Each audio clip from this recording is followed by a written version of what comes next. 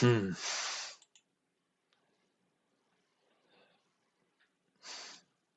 Hello, everybody. Welcome to the weekly Steelchair.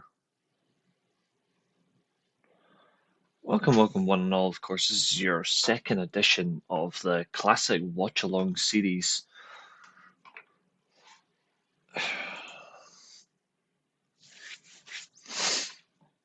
Wow, uh, we certainly have an interesting stream ahead, don't we? But we've also got some bizarre news. Maria and Zodiac, thank you for dropping in already. Good to see you. We're making a change to the match format. Hello, Lark Bark. Good to see you. I'm gonna add a match to the list. And I don't think anyone will disagree with me, but it's totally necessary.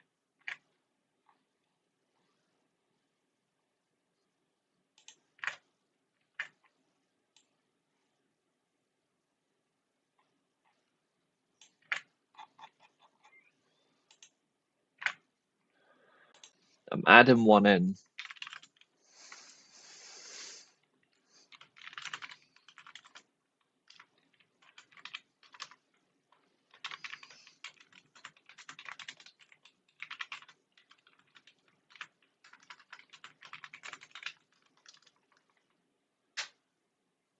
You're welcome.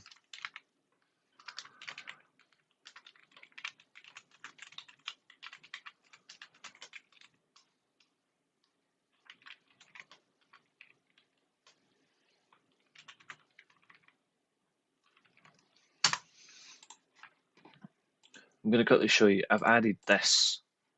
I think it's only fair after the crazy news that's just come out.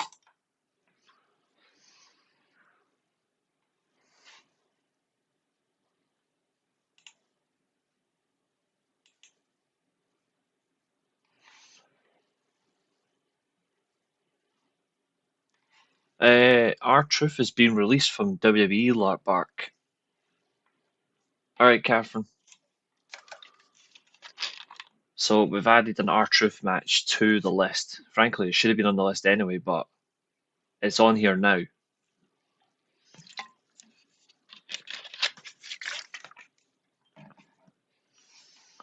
I'm going to be adding a few to the list, the likes of.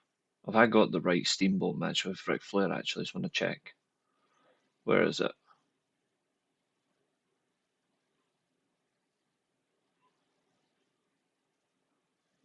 I know. That's why I'm going to replace it. Let me see if I've got. If the match I'm looking for isn't in here, I'm going to add it. Let's have a look.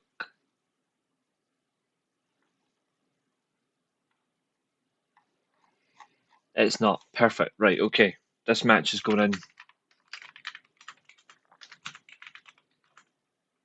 Oh, I've got Wrestle War. That's good. But I want to add in this one.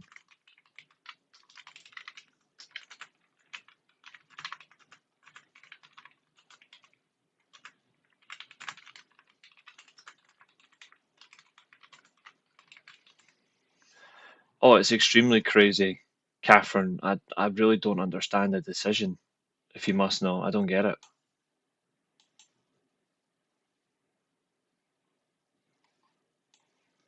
I really don't understand why they've done it.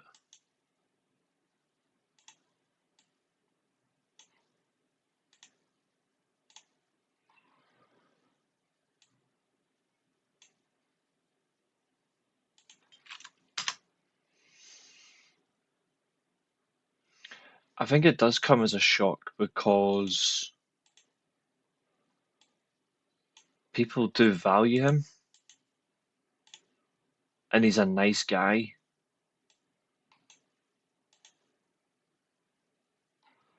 He's loyal as well.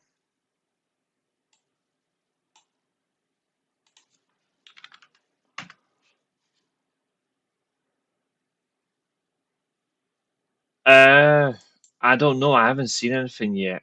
Yeah, James, he got released this afternoon, like an hour ago.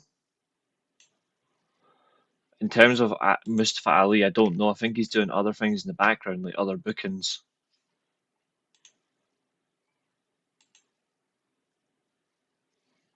Yeah, it's wild.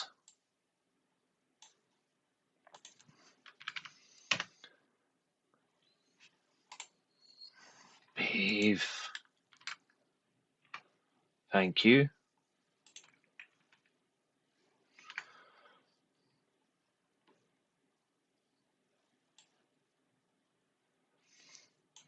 I give him the recognition for his TNA work when he was treated like a pro wrestler. His WWE run, he was just made to look like a clown.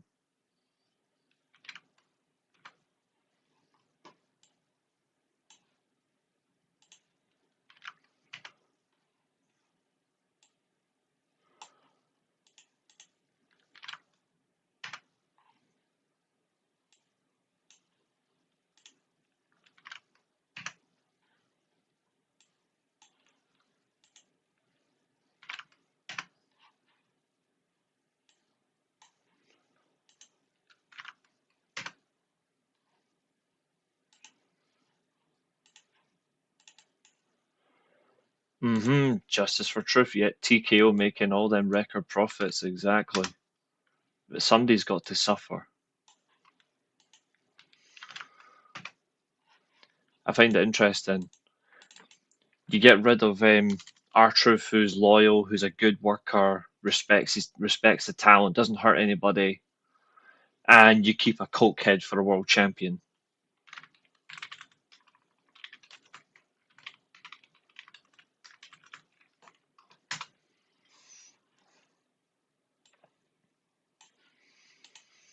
Hold that, JUSO fans. Wait, I've got Brett versus Owen twice. Why? That's very true.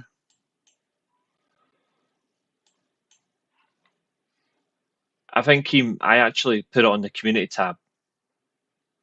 I think he's the one that they're talking about as the multi-time champion who's going to return. I think he goes back to TNA, or he might go back in. He might go and win the NWA title. Right, I need to get rid of one of those Kurt Angle matches. The Bret Hart match there with Owen twice. I need to have something else.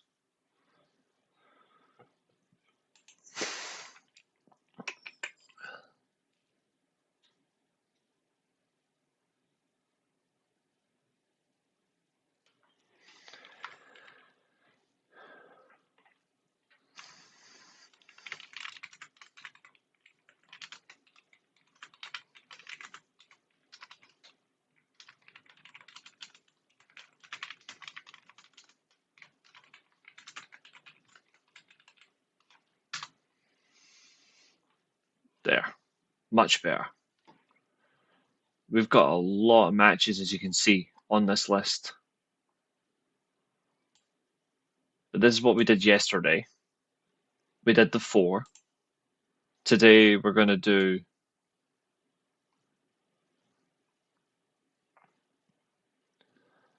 Well, this match is 1 hour, 30 minutes, about less than 20. This one we'll see. I'm actually going to remove a match. I'm actually going to remove this one because this is actually meh. So I'm going to put instead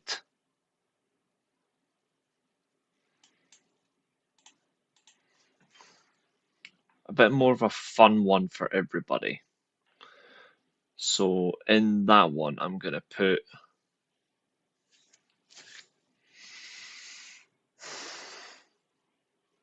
Yeah, well, so they claim, but it's gone now. Nah, Hulk Hogan, I'd rather shoot myself. I've got one Hogan match, that's enough. Actually, I've got 2 in here. I need something else, something a bit more. Low-key fun.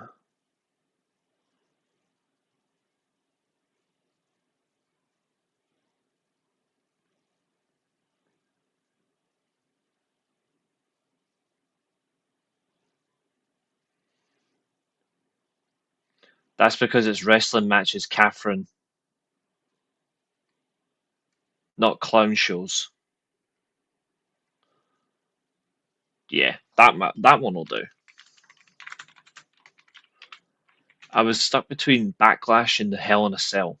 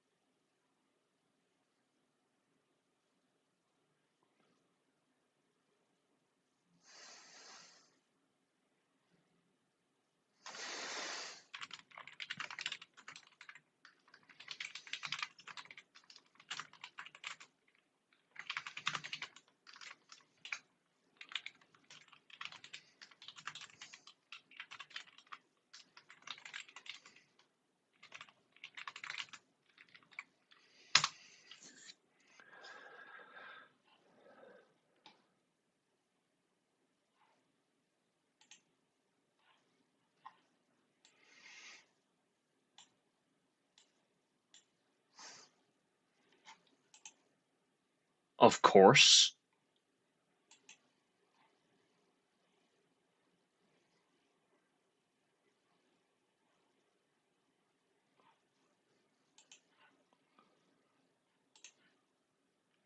You couldn't wrestle a death match, let alone a walking match.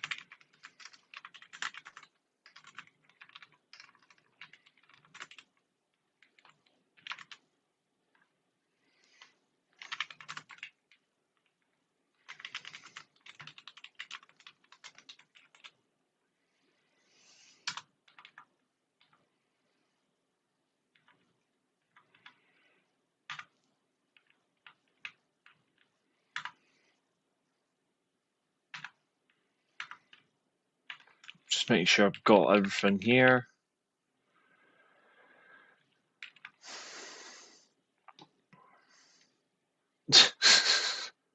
I know.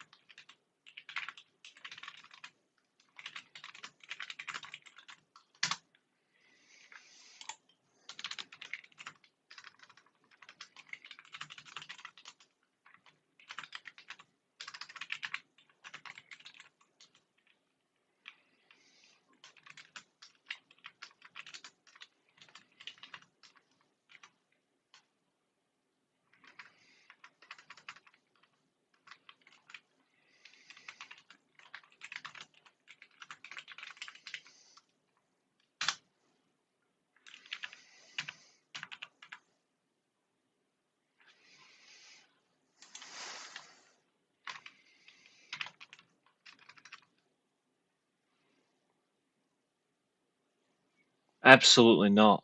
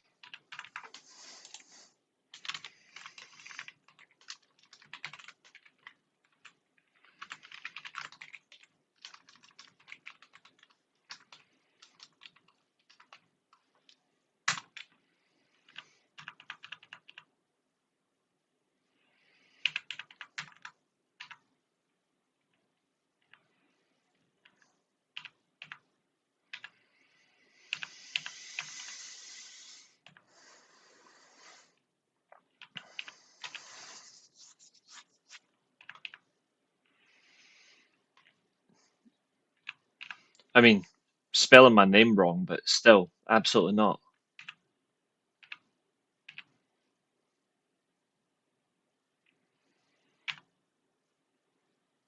It's not your updated list, it's my list.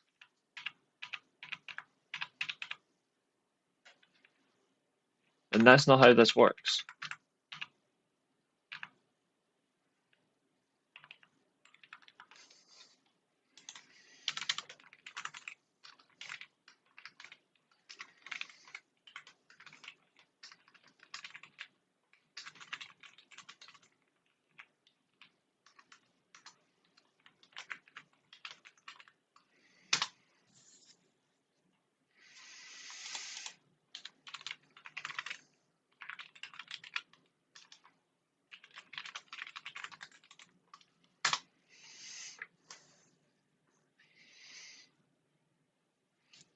All right, fair.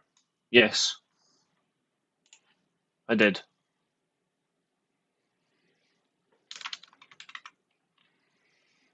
Behave.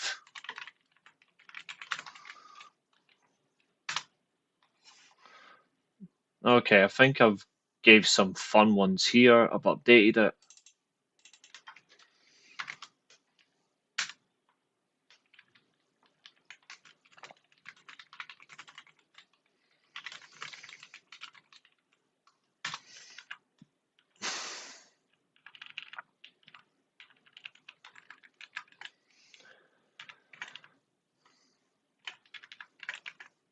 I've made a great one. That's what I think of the list.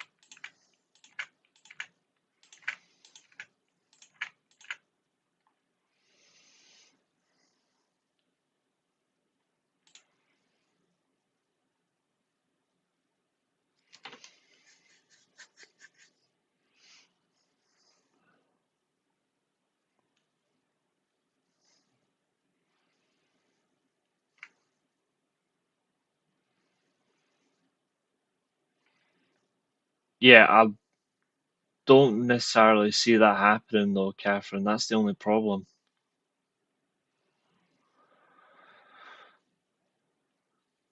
They won't get rid of him. Death Rebel. They won't get rid of him.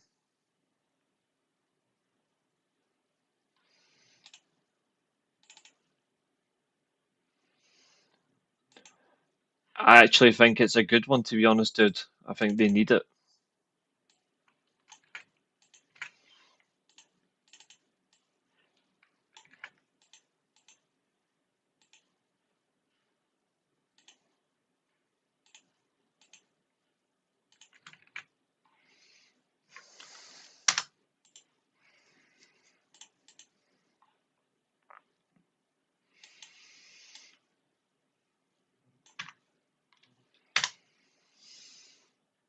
There. That list looks a lot better. And I've changed the orders around a little bit. I'm doing it today, next week onwards. I'm just fixing the order a little bit and then we're going to start. Just trying to get. I want to give us some fun.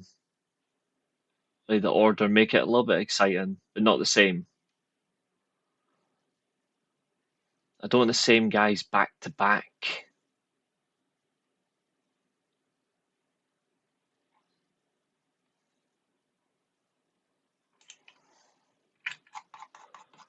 Like this one, for example.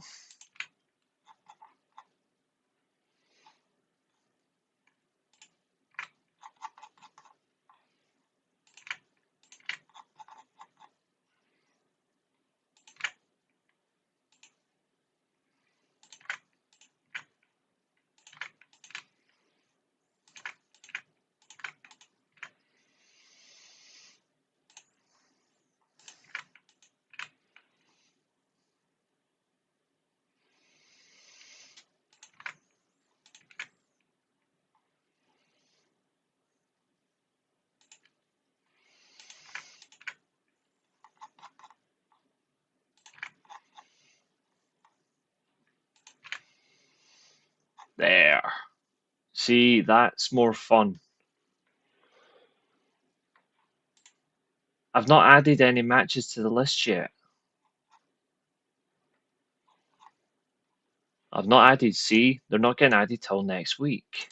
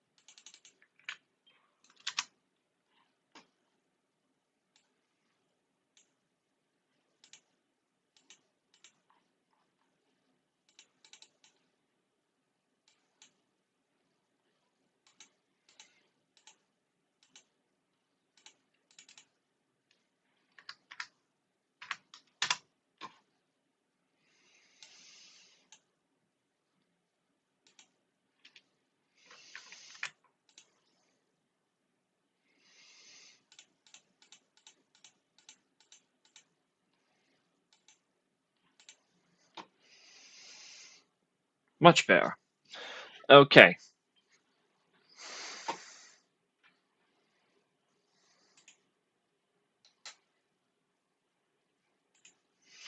Right. So, ladies and gentlemen, you know the rules. If you've got multiple devices, if you've got multiple devices, all you need to do is watch from the link that I'm going to drop. Watch on your other device, and let me be your commentator as we begin our next lot of matches. So, don't worry, I'll get the links, I'll provide, and we will advance. So,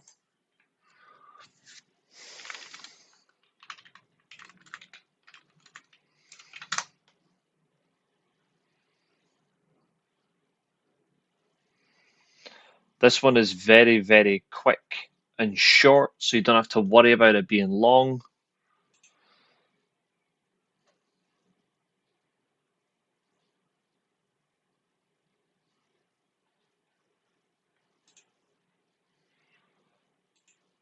I'm going to drop the link. Ladies and gentlemen, ready to begin. Sit back, relax, and enjoy the wrestling as we begin with a World Championship match from 2002. 13 minutes.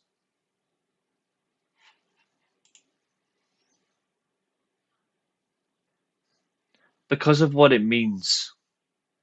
And it's not just because he's been released. It was actually monumental at the time because it was the first African American to become NWA World Heavyweight Champion. At least TNA actually understands that. But here we go. Yes, he was, James.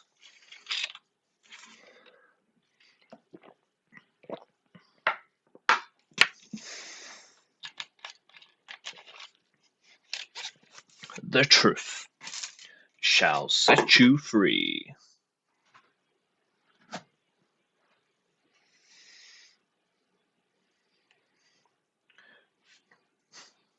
Mike Tenay on commentary was so good.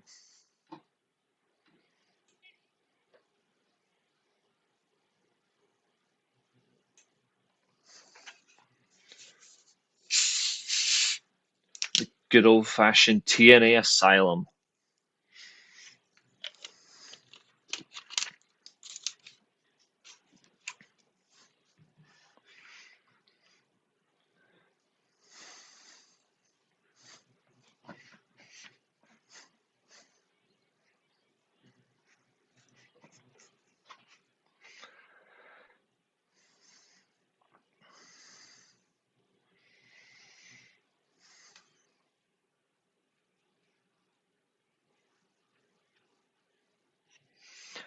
It's crazy that at this time, R-Truth, well, Ron Truth Killings was only 5 years into his professional career.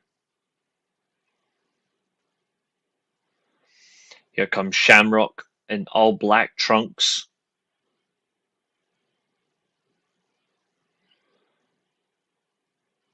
I'm glad he got a world title run, even though he wasn't actually he wasn't supposed to win the first time. They're my favourite commentary duo, James. Honestly, Mike Tenay and Don West are my favourite duo. I hate Dixie Carter for breaking it up.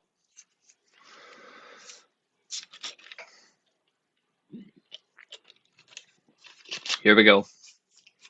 Ron Truth Killings versus Ken Shamrock. We are underway. Collar and elbow tie up into a headlock takeover. Head scissors. Shamrock floats round. Lovely, lovely jubbly here. Oh, there's a knee bar. Ricky Steamboat on commentary.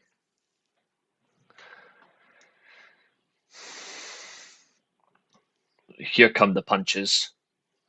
Hussa, hussa. Irish whip. Ducks under.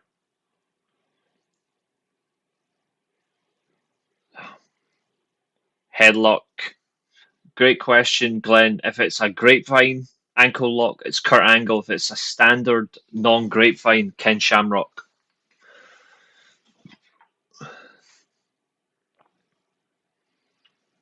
Yeah, Dixie Carter apparently fell out with him on purpose and then just got rid of him. Shamrock in control of the challenger. Into turnbuckle. Body shots from the world champion. Truth will not set you free. Irish whip. Climbs up the turnbuckle. Standard patented gymnastics offense from R-Truth. Into the spinning kick. This is R-Truth being a real wrestler.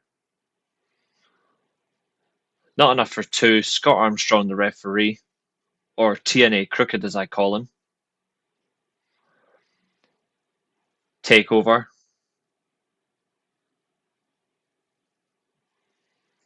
Headlock from R-Truth. I'll explain that at the end of this match, Glenn. Great question. Elbow strikes.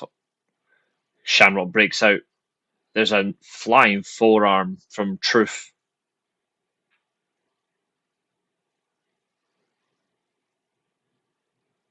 One, two. Kick out.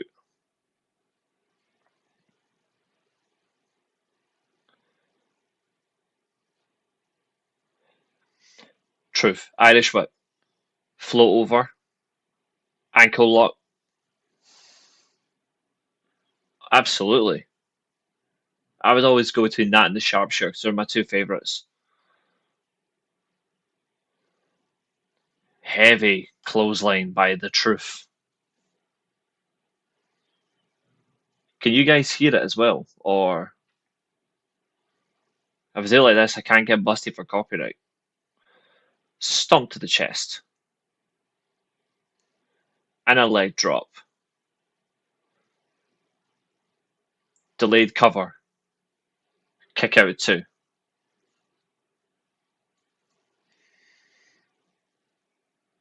You can only hear me, that's good. I've got the commentary so I can tune back in and out.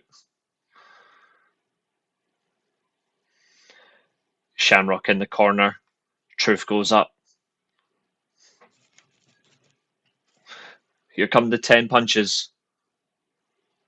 Oh, power bomb. A Liger bomb. Shamrock counter. Chef's kiss.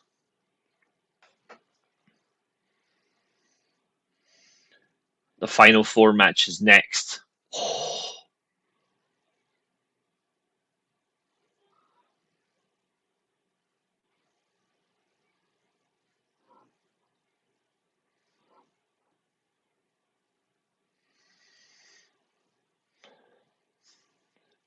Truth goes for the punch. Shamrock counters. Heavy punches from the champion. Irish whip. There's a power slam. Cover. 2 count. We have Truth chants from the faithful. Spinning back elbow from Shamrock. Irish whip again. There's that leaping single-legged drop kick.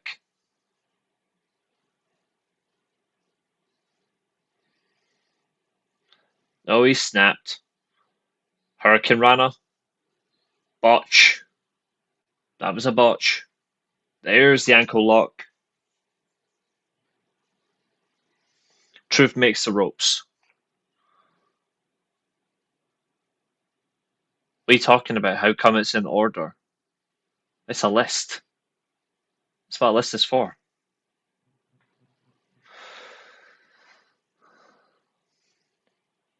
We have a clothesline to the outside of the ring. We need to add a few Ultimate X matches to this list. Father James Mitchell's looking on.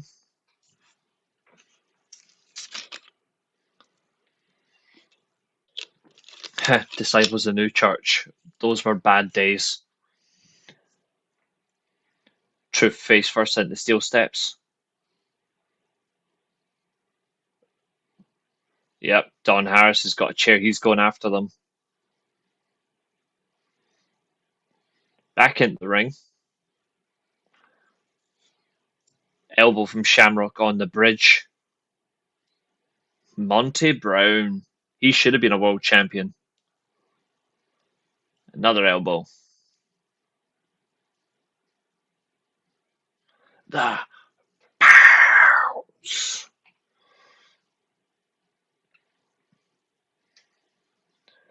Shamrock going for a suplex. Truth counters into one of his own. Lovely.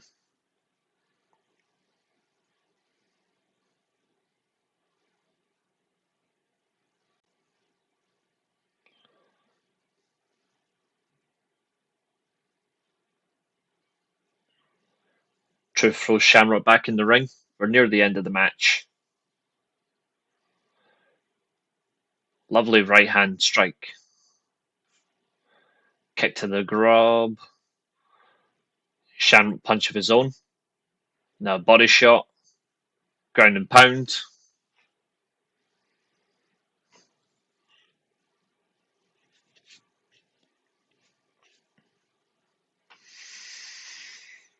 Cross arm breaker.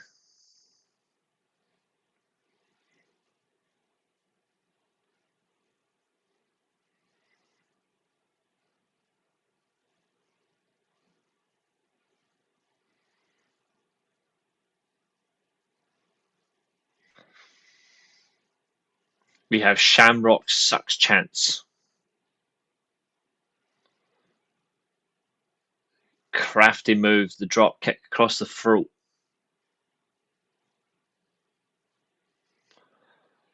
Oh, Shamrock is having a hissy fit.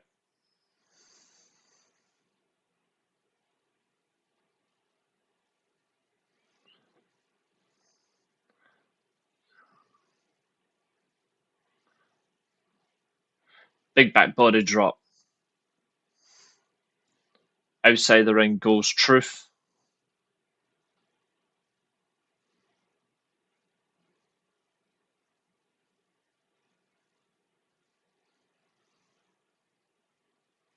That's it. Let them slug it out.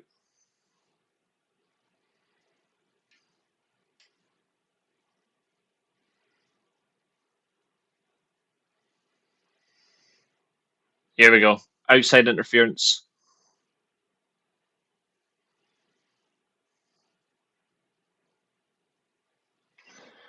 Technically, this should have been a disqualification victory.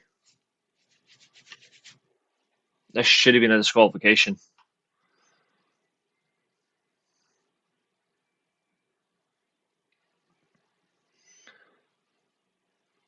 However, the match resumes.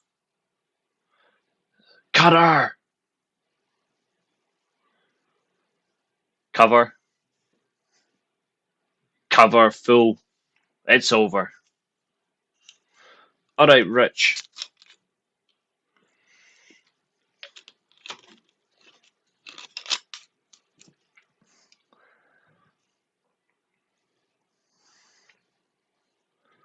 Truth or consequences, absolutely.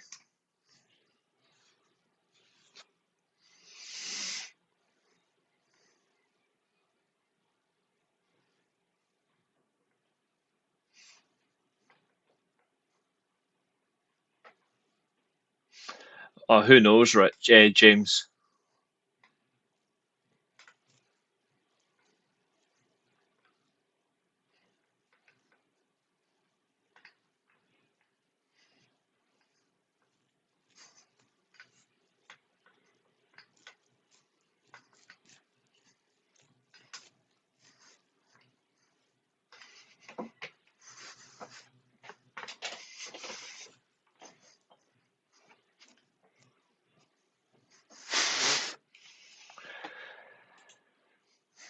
Lovely match. Lovely match.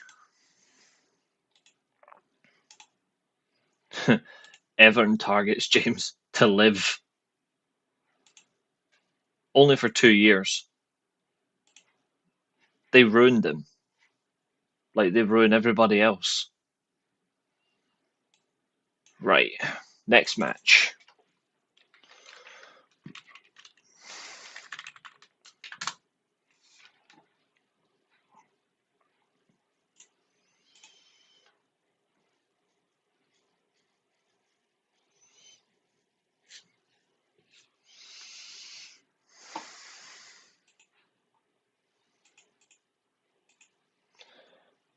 Okay, ladies and gentlemen, we are ready for match number 2.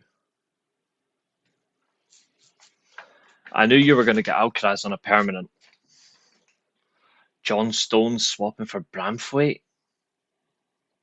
Just sign John Stones permanently and keep Bramthwaite. Rob them blind. On your devices, ladies and gentlemen, match number 2, the final four corners elimination match. Bret Hart versus The Undertaker versus Stone Cold versus Vader. And we begin.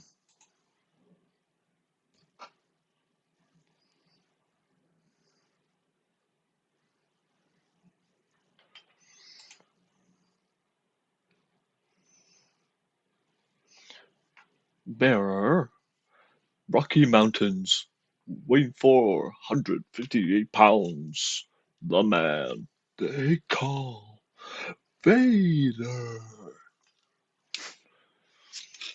How the hell did they fumble Vader? Oh wait, Shawn Michaels, never mind. Yep, Shamrock was definitely doing his. He did a lot of that.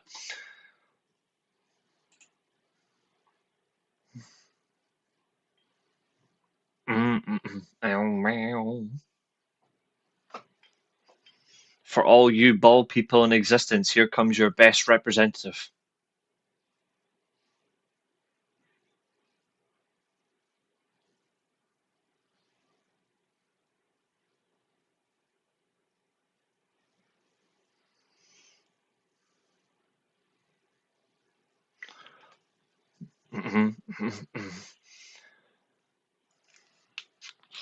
He was so good at this point.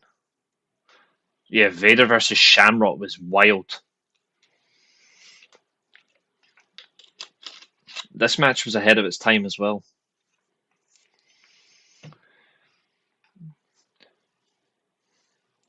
Vader and Shamrock are already chopping each other off. That's what led to Jacobs getting the Kane gimmick because of this. Not essentially, no.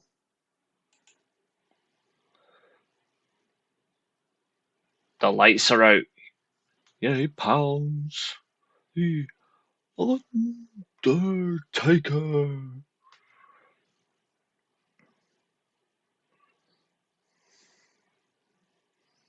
That Lord of Darkness transitional gimmick was so good at this time.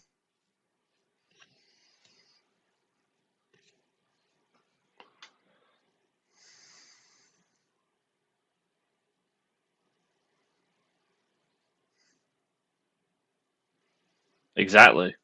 Shamrock got exactly what he deserved.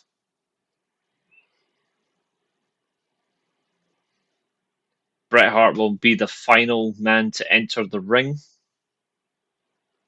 I actually think they got this wrong. Taker should have came in last. Hello, Zodiac. We're on the second match. Links in the chat for you. The lights are resumed. That's 3 men enter. One more to come. Here we go. The guitar strum. 100% the best four in WWE at this time. Here we go. Bret Hart interview with Kevin Kelly picking his nose. Absolutely not. Absolutely love Bret's confidence and Bret's exuberance in this interview. He's like, absolutely not. Nothing's going to stop me.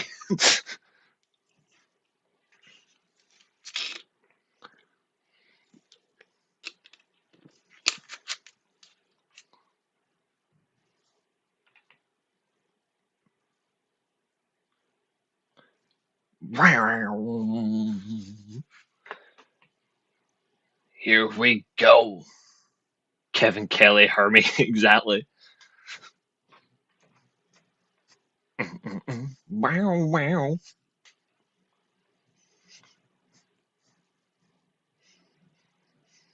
Wow, wow, wow.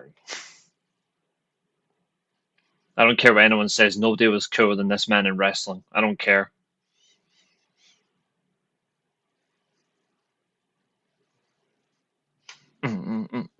Same James, 97 was the best year by a mile. Wow, wow, wow, wow. Keep your mouth shut, Hermie.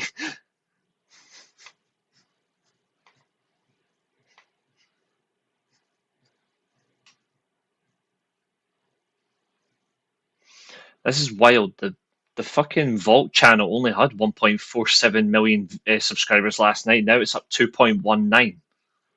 How the hell is that? All right, I've had enough of these entrants. Let's move on.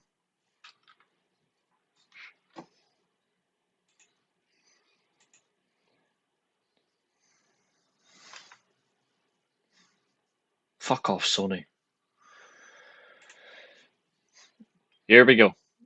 Austin and Brett, Taker and Vader. Straight shots.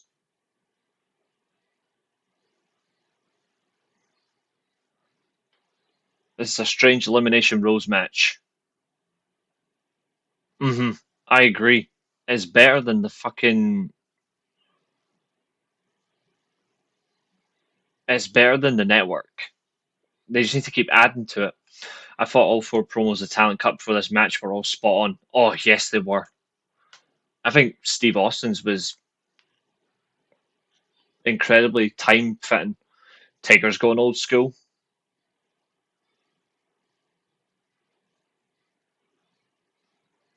Boom! Brett goes for Taker. There's a belly to belly suplex from Vader. From the man from the dark side. Taker set. Oh, the anger's sweeping in. Through the middle rope. Here we go. Outside the ring. I know. Me neither. I can't.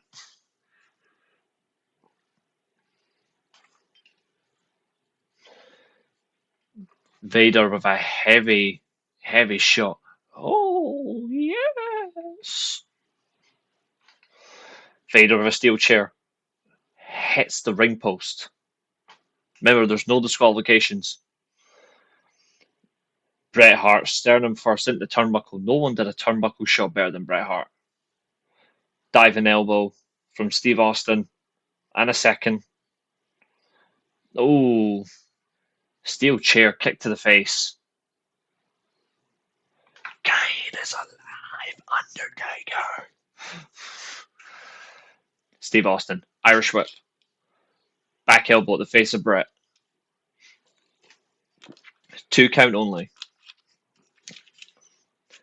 Vicious Irish whip from Undertaker on Vader. Hits the steel steps. Who's better, Truth or Santino? R-Truth. Vader has been busted open.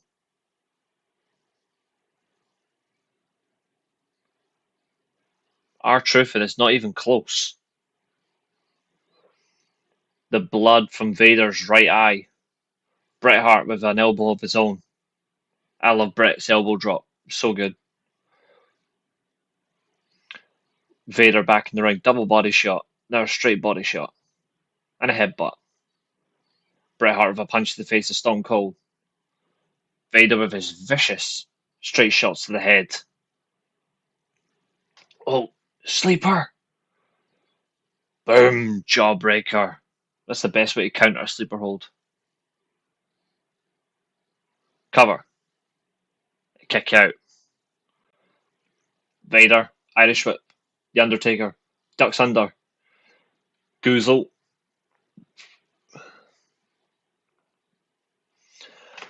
Boom. Choke slam.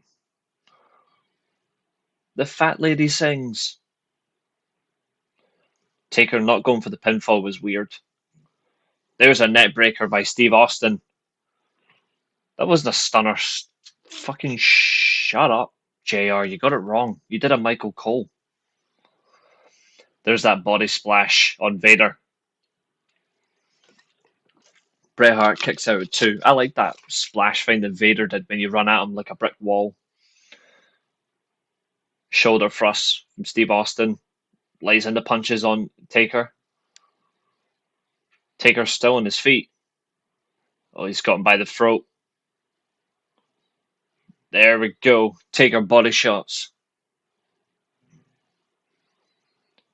Big knee strike. The annoying thing about Santino is an amateur wrestler and he was made to look like a clown. Another net breaker from Steve Austin. Desperation move.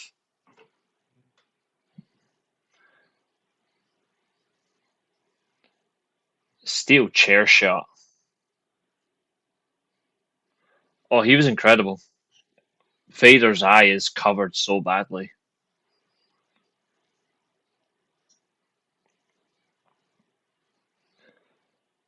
Outside of the ring now goes Vader and The Undertaker. Just kidding. It's Vader with Bret in the ring. Steve Austin has Taker. He's going for the pile driver. On the concrete. Countered. Big bad body drop.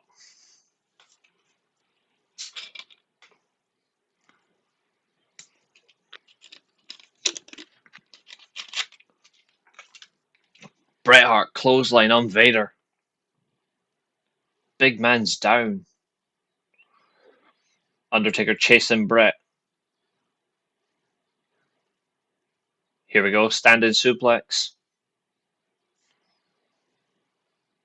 Lovely, lovely suplex.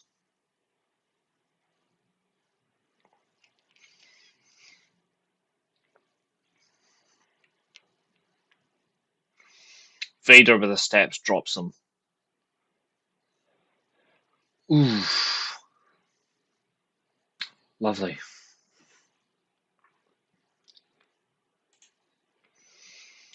Steve Austin with an elbow on the back of Vader's head. Going for the steel steps.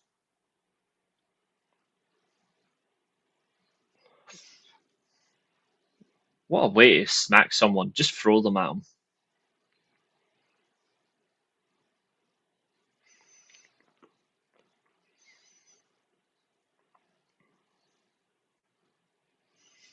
I don't know if anyone noticed, but Alberto El Patron actually got screwed at Triple Mania. Like, he got screwed.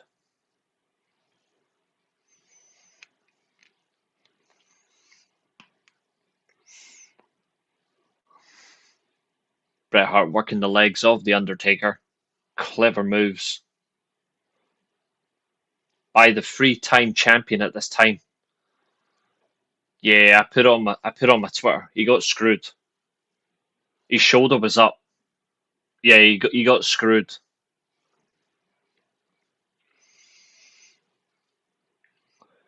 Ooh.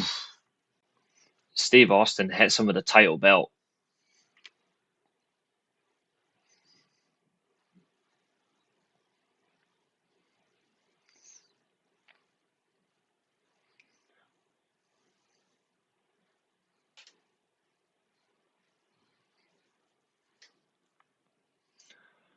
Yeah, I don't feel sorry for him either, but he got screwed. He had one shoulder up.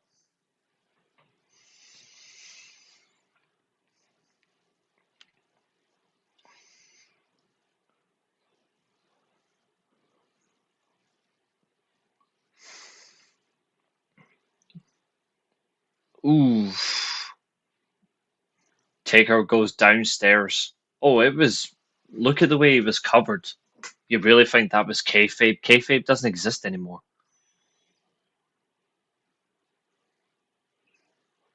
Oh, leg drop right to the dick.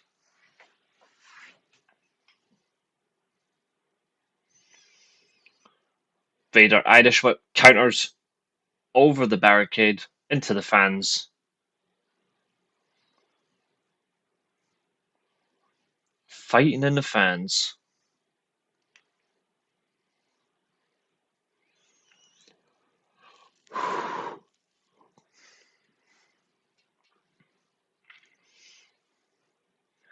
Knees to the gut.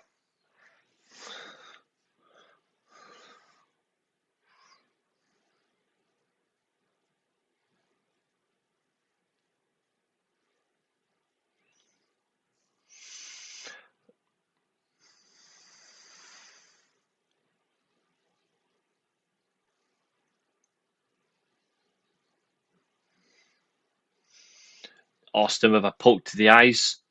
There's a diving clothesline.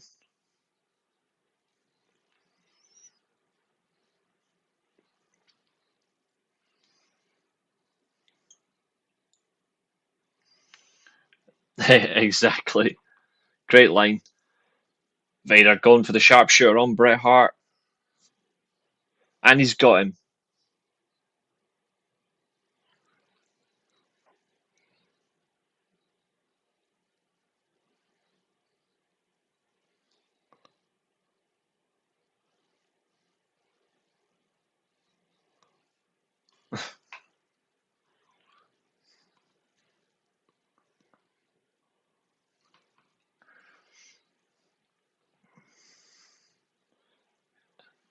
Big headbutt from Bret.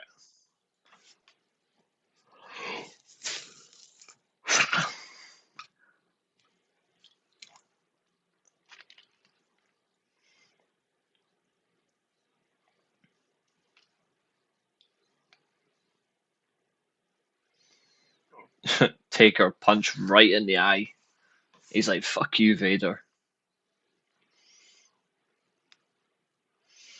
Vader, Irish whip on Stone Cold, ducks under. Lou Fez press. Yes.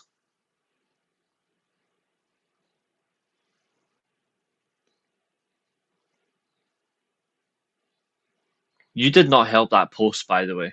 You made it worse. This looked like a car wreck on 975.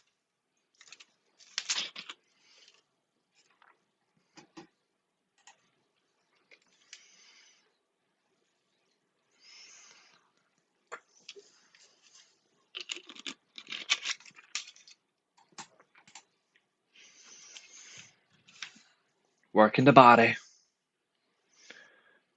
Ooh. Clothesline. There's a pile driver. Stone Cold's dead. Stone Cold's dead. Kick out.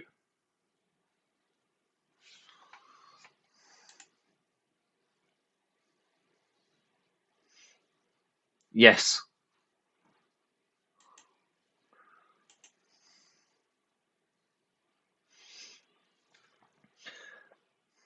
Here we go. Vader bomb. What the moonsault?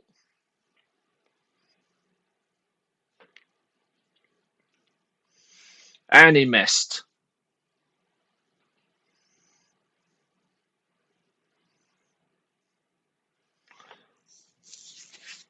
Body shots from Austin.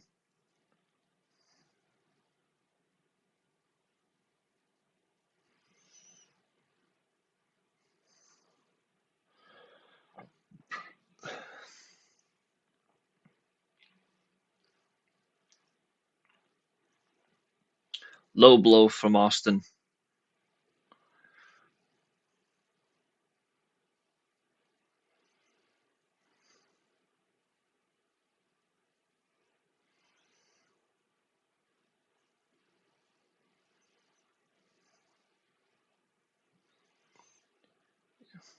A cable tied choke is always a useful tool.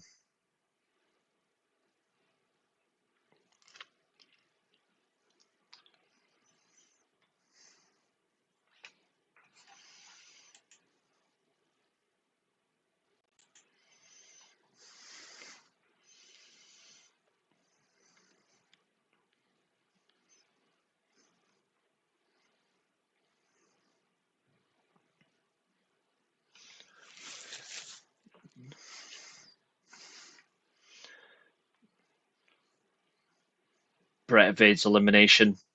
Gets Steve Austin on the top rope. Vicious body shots.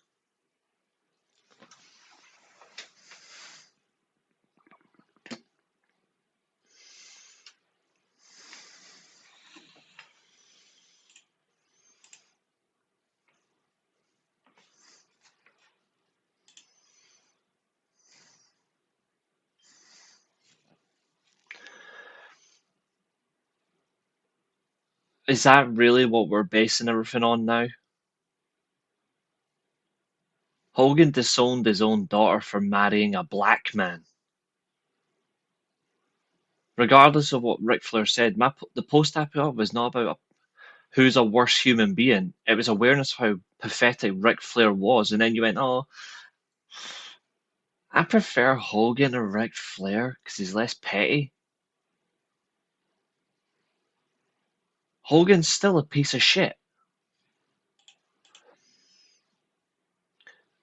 On the poster is yes, but they're not getting added until until the 9th, next Saturday. Because we still got to get through all the remaining matches first. Vader has Brett in his clutches. Taker destroying Stone Cold. Exactly, Zodiac. Brett and Vader slugging out like two real men. Proper world champions, unlike the cokehead. Vader's down. Austin has Taker's legs.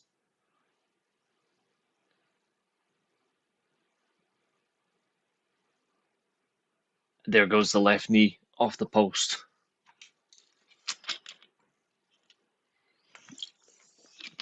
That low blow shot from Bret Hart by Vader got absolutely kicked in the dick.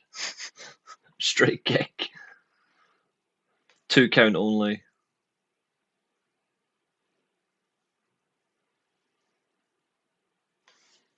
How long we got? 9 minutes left. Bret Hart working Vader. Short arm clothesline again.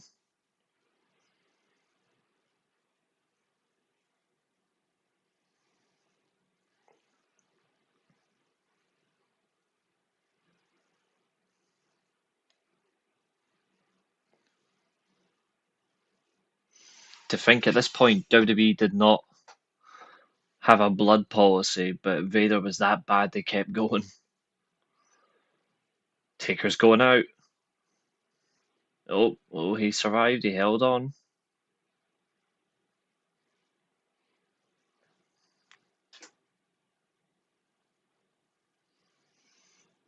Oh, Scott Steiner's completely spot on about both of them.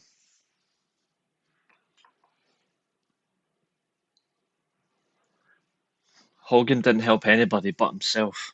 Look what he did to Sting after all.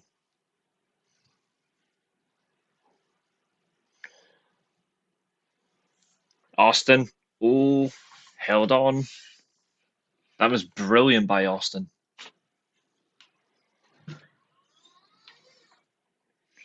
Remember, this is the mini fit Royal Rumble. Except pinfall and submissions do apply as well. 2 elbow drops. Vader kicks out.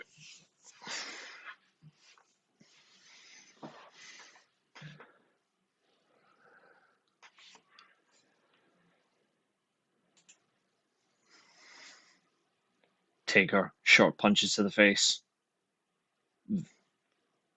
Vader's fighting back.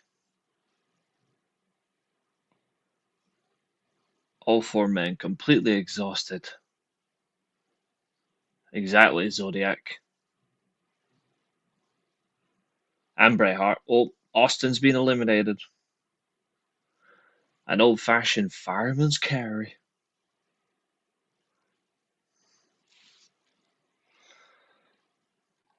There'll be no contention this time, unlike the Royal Rumble. He is out.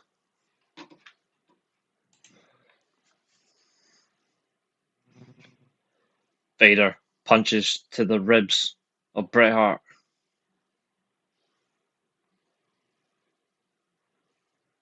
We are down to 3.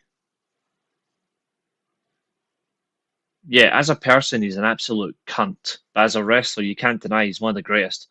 Irish whip from Undertaker. There's a Stinger splash type maneuver. Bret Hart downstairs on the Undertaker. There's a headbutt. Back to the punches. Another punch. Bret Hart had the best punch. Here we go.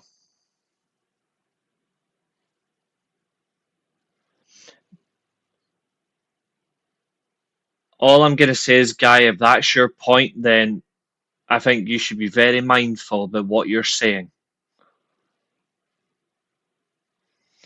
Ooh, chop block from Vader.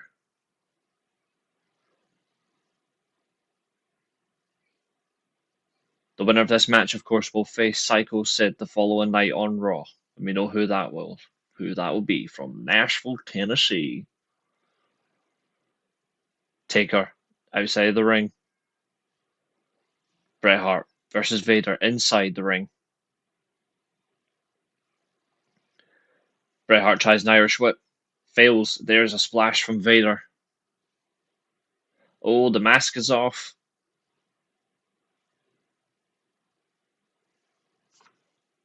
Vader's like, nah, fuck this.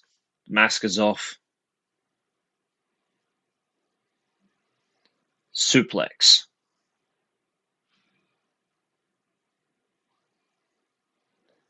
Pallbearer attacks the Undertaker with an urn.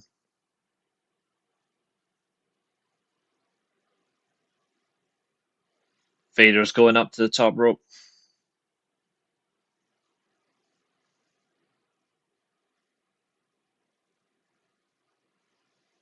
Bret Hart's going up. Is he going to try a superplex on Vader?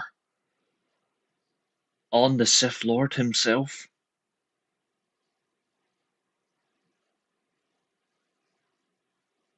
Oh my good God almighty. It sounds like a mid-air collision between two 747s. Lovely superplex by Bret Hart.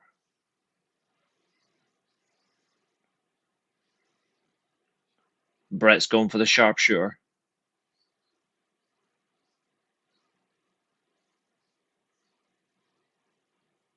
Is he going to apply it successfully on the big man? There it is.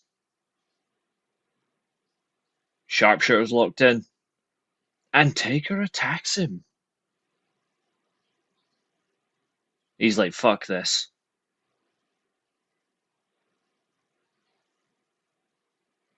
Here comes Stone Cold. Power slam by Vader.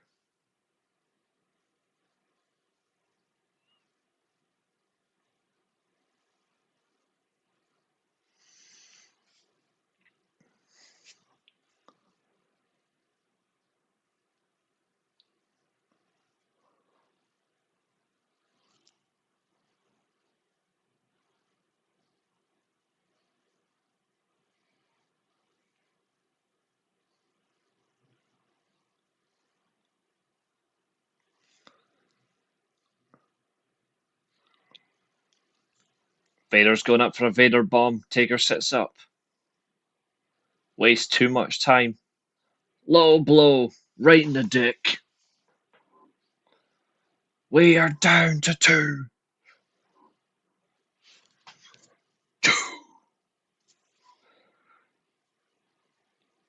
Steve Austin still beating the shit out of Bret, but now Taker clothesline on Austin. Now we've got a shitty ad break.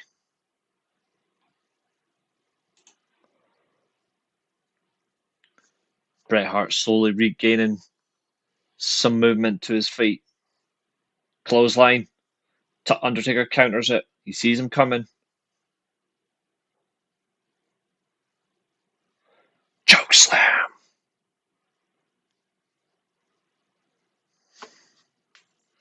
Oh, the pop was brilliant. Like, is he going to signal it? The ginger dead man is signaling that it's time up. He wants his second title reign. To think at this point, Taker went 6 years without being champion. Oh, Tombstone. And Stone Cold is saving Bret. The obsession Austin has with Bret Hart. Taker, straight right hand to Bret Hart. Roll over.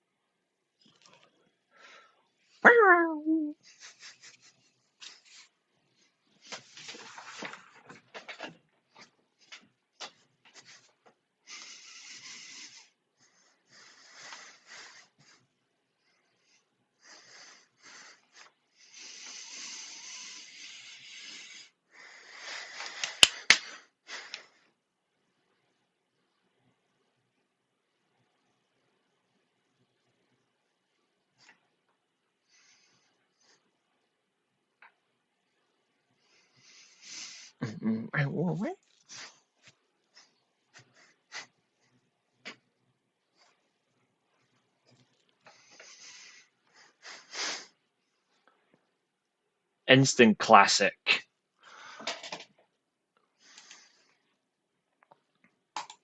A complete instant classic. No, that's fine if that's what you feel, but I think it's wrong to suggest, even though like Here's the thing: the mental and the physical is all horrible.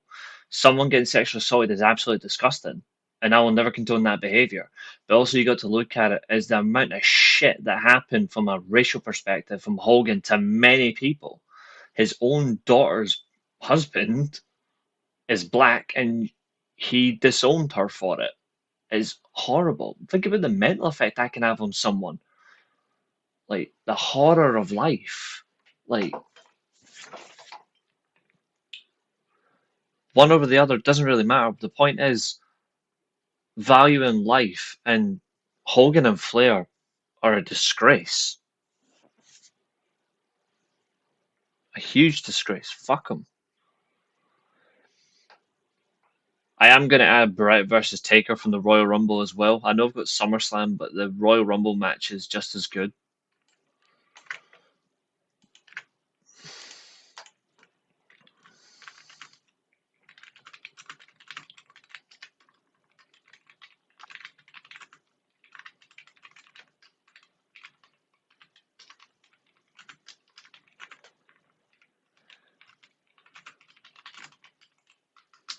It was Taker's best match as well at that point.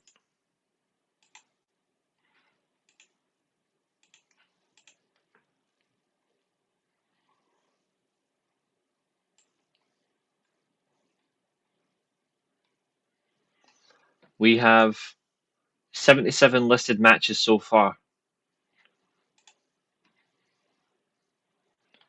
A clean winner.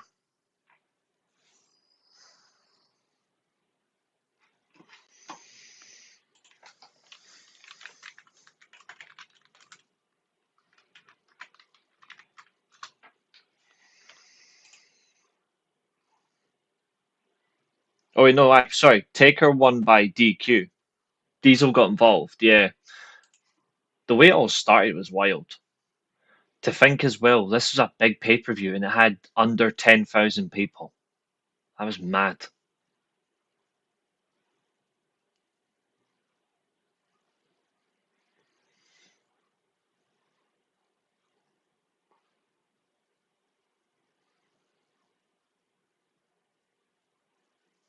Crazy. Oh yeah, it was fantastic.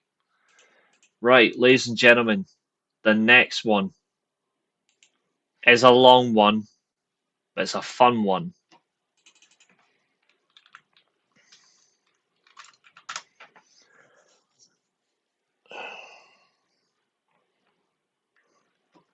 Whew.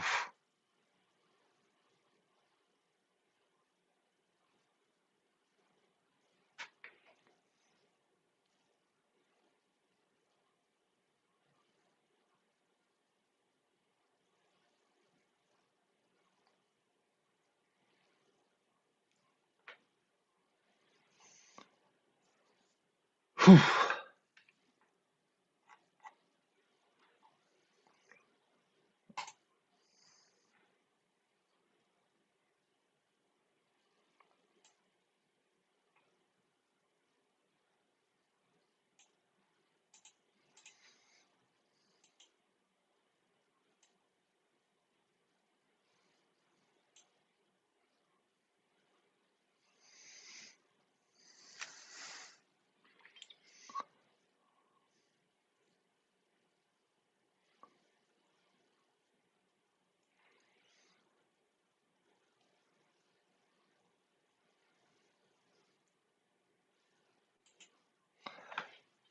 Here we go.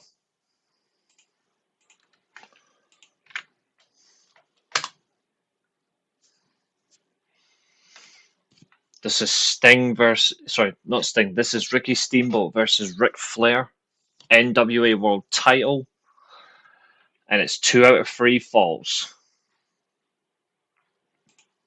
This is a bit of a long one, but this one is an instant classic. And 4 minutes 29 into the video. Don't bring up DQ to Jim Cornette, ain't that the truth? And we are in 3, 2. Terry Funk, Jim Ross on commentary.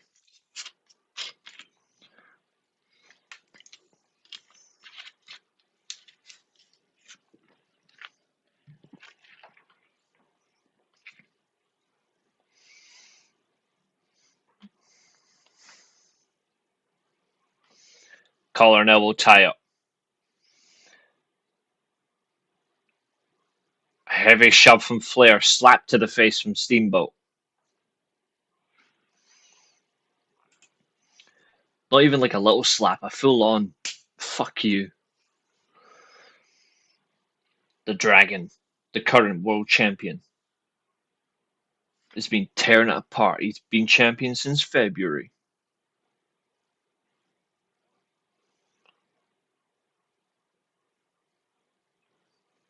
I like how his attire was so basic, but his style was exuberant and ahead of its time.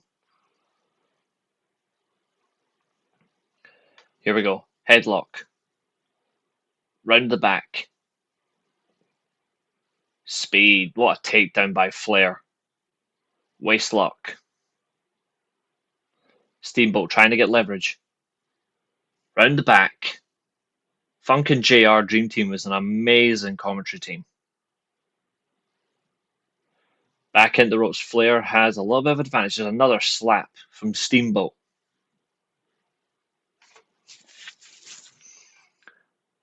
Ric Flair at this point was a 5-time world champion.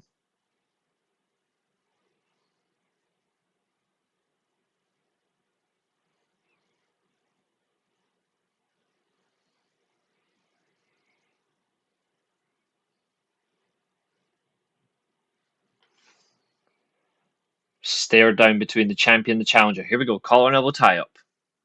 Yep, Harley Race is watching.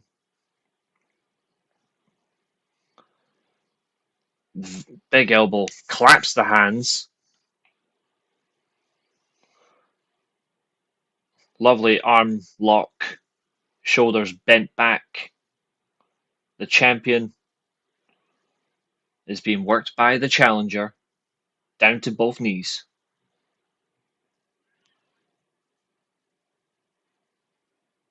No one overlooks Flair. I don't know where you're getting that from, but no one does.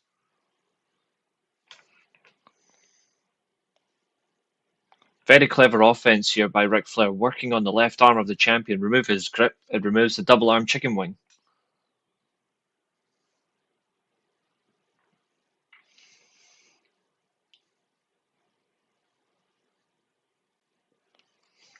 Steamboat, test of strength.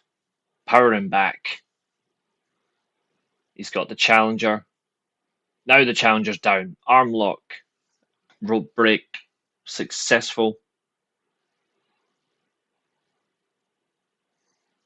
Very good mat wrestling.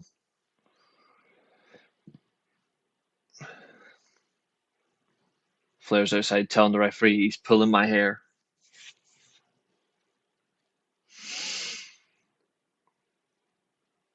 Yeah, exactly.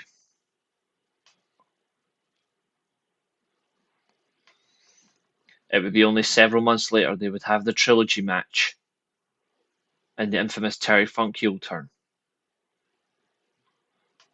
April 2nd, 1989.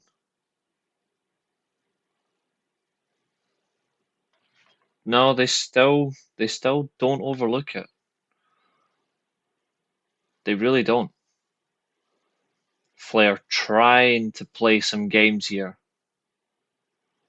enticing the world champion to have a knuckle lock. Clever wrestling by the Nature Boy. Collar and elbow tie up again. Here we go.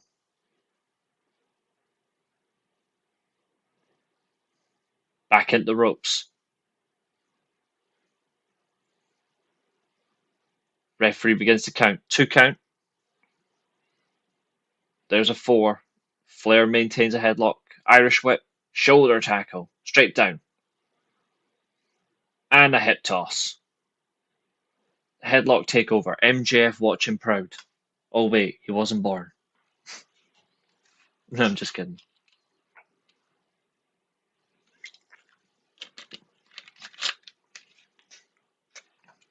Tony Khan was right to do what he felt was necessary. Who cares? Pinfall counter. Steamboat kicks out. Rolls back over in his headlock position another time. Flair counters the headlock into a pinfall position. To be fair, you don't really have a headlock on Flair. It's a hairlock because his hair was so damn big at this point.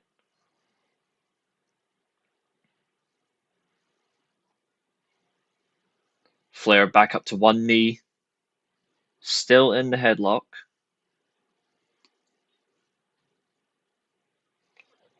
In the ring steps. Shoulder tackle. Steamboat. Oh, Flair. Bad move by Flair. He drops down hoping Steamboat would run over him.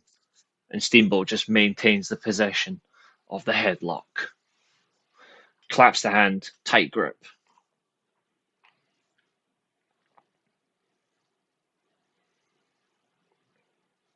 There actually were boos by the crowd for Ric Flair.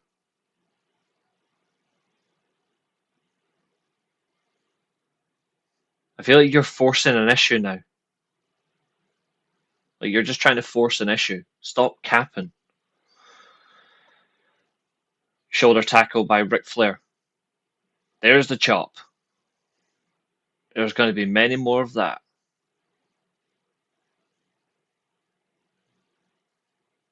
Number 2.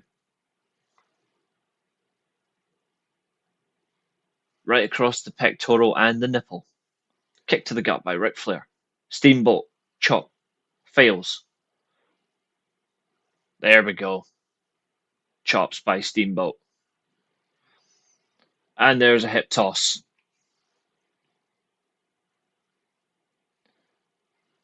Lovely head spring. There's a drop kick. And another headlock takeover. 2 count. Flair kicks out.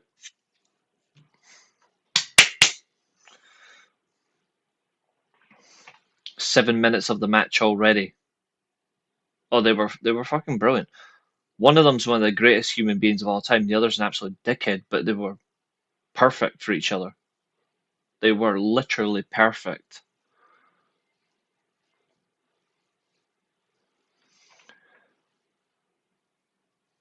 Mm-hmm. 100%. I look at both of them as dickheads, and people do the same. I think you're just trying to favor one or the other. Both are horrible human beings. When both die, the world will be better. Simple. Another knee drop from Steamboat to the back of the head of Ric Flair. We know what he's going for. He loves this move. Snapmare.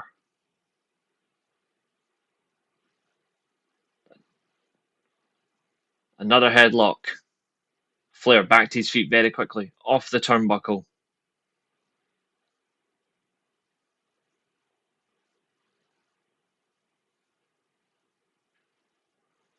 We can't get a break. We can't get a break until Steamboat lets Flair go. There we go. He lets him go.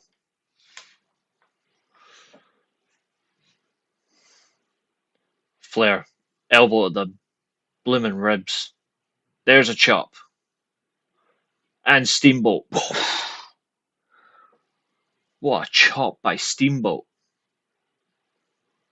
Here we go again.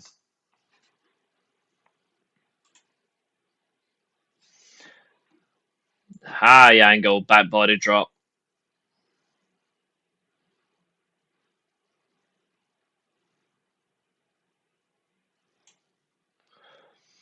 Oh, by far. 2 count only. Tommy Young was brilliant. Flair, classic taunt here. Back to the story of Ric Flair. Selling it as a heel. Leave me alone.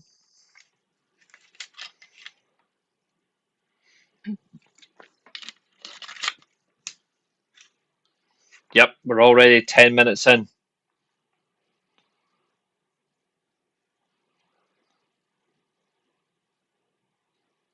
This is clever by Ric Flair here. Delaying time very smartly. Steamboat comes in. There's a kick to the gut. Sucked him in. Chef's kiss.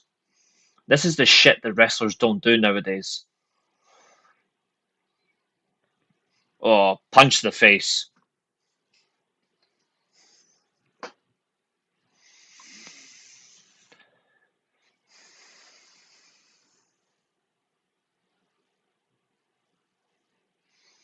Steamboat under the legs.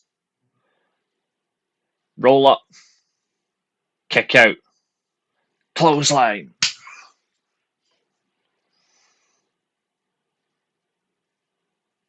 High headlock takeover.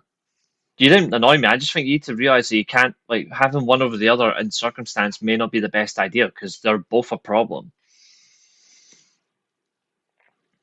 Should I wear the title for the rest of the stream? What do we think? Side headlock from Steamboat. I love the position in here. Why do they not do this stuff anymore in wrestling? Yeah, that's true.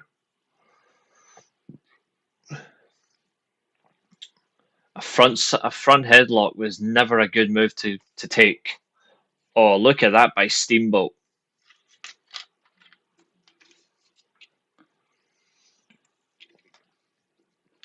For me, he's the most natural babyface to be world champion ever.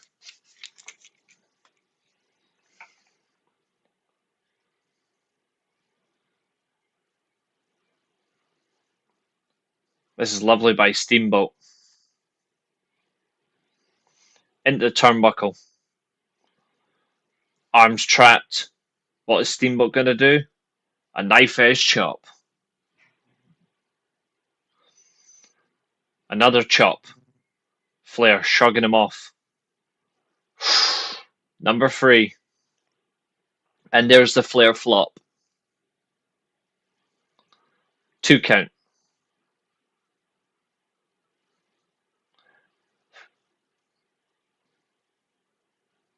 Another headlock.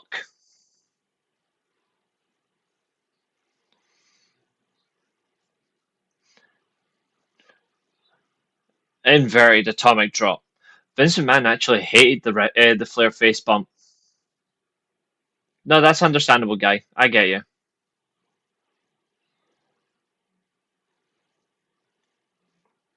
I think what both men did equally are horrible and should never happen in general.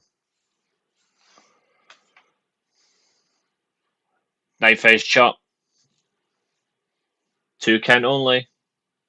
Back into a side headlock. You're going to get that a lot in this match, by the way.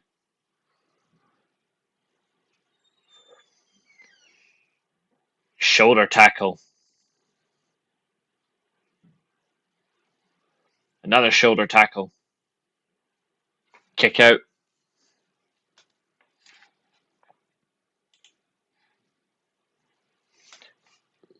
Double chop. Kick out. I liked how Steamboat did the double chop. Flair face first. Outside the ring.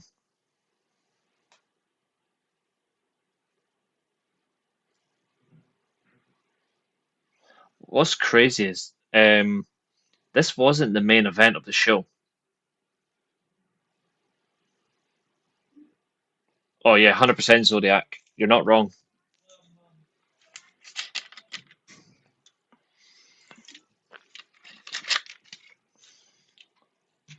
Rubbish being thrown at Ric Flair. Auditioning for the future role of Qui-Gon Jinn that he never got.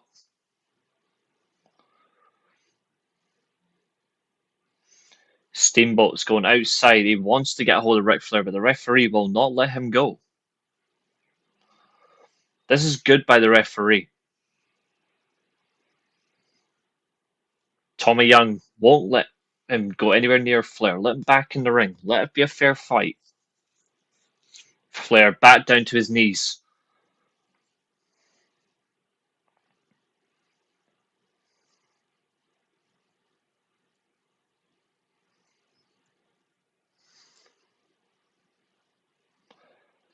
Headlock takeover.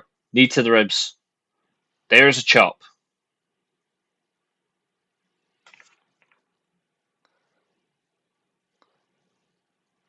Another chop. Boom. 4. 5. One from Steamboat. Punch to the ribs. And a chop. Overhand shot. Back then, if you didn't have the tank, you couldn't compete. Double arm chop. 2 count only. Tommy Young's like, I'm not staying in the ring. I'm going outside. Bye. Yeah, chop-o-meter indeed. Steamboat's going for an apron suplex. Look at the strength by Steamboat. Boom. Steamboat off the ropes. Splash, counter.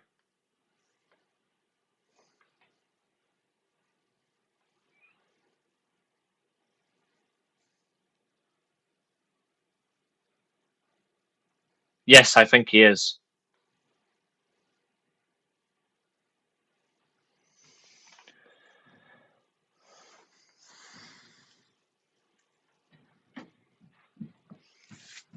Kick to the front, then a chop from Flair on Steamboat. There's a snapmare by Flair. Oh, double stomp. Pin Balor. Ahead of his time.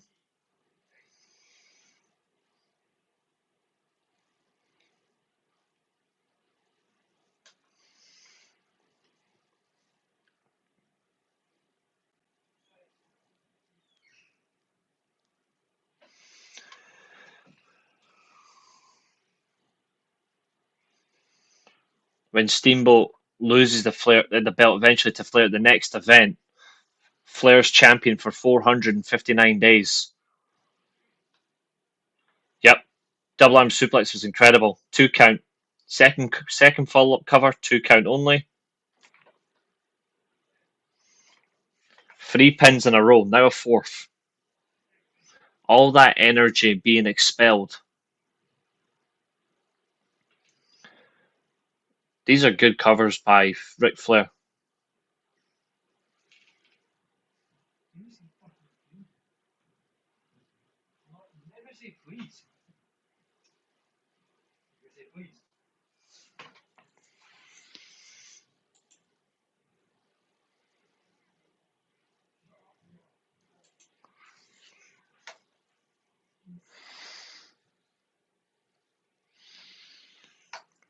Lovely counter. WrestleMania 19.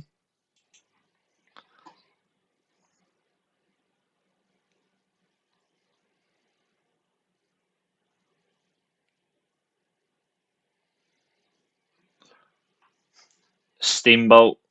Knuckle lock.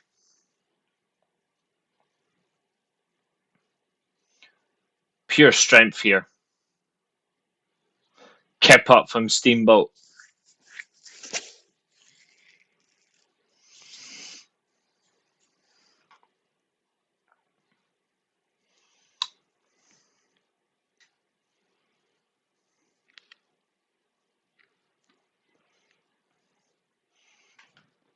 What a chop.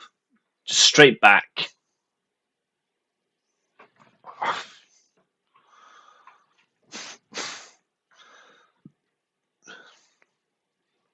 Ooh, missed the drop kick.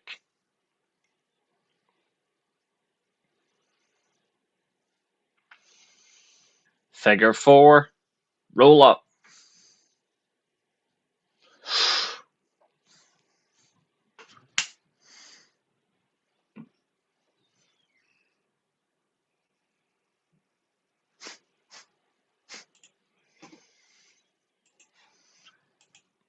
Yeah, because putting over Shelton is a way to prove you're not something. 90 minutes, 33 seconds in. Ric Flair gets the first fall in this 2 out of 3 falls spectacular. That's how you proper do it. 20 minutes nearly to get the first fall. No rushing. Just let it go. We get a short interval. Back at ringside in the Superdome in New Orleans.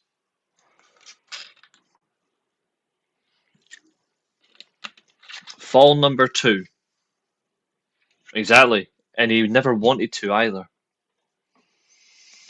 Here we go. Second fall. Ricky Steamboat, to retain the championship, must win now 2 falls in a row. Look at the sellout crowd in New Orleans. The year that Batman came out. Here we go. Both men. Energy, sweat, pain, for the love of the game. Wrestling fans when they weren't dorks. Collar and elbow tie-up. Flair got hands around the side of Steamboat's head.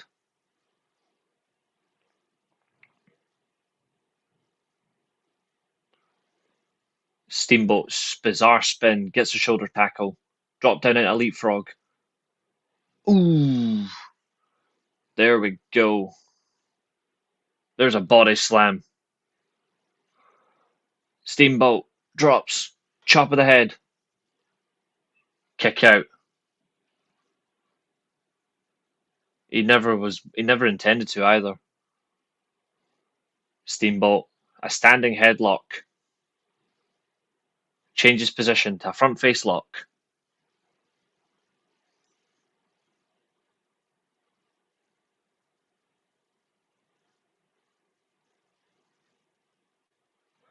Back to the side headlock. There's a back suplex. Lovely back suplex by Ric Flair.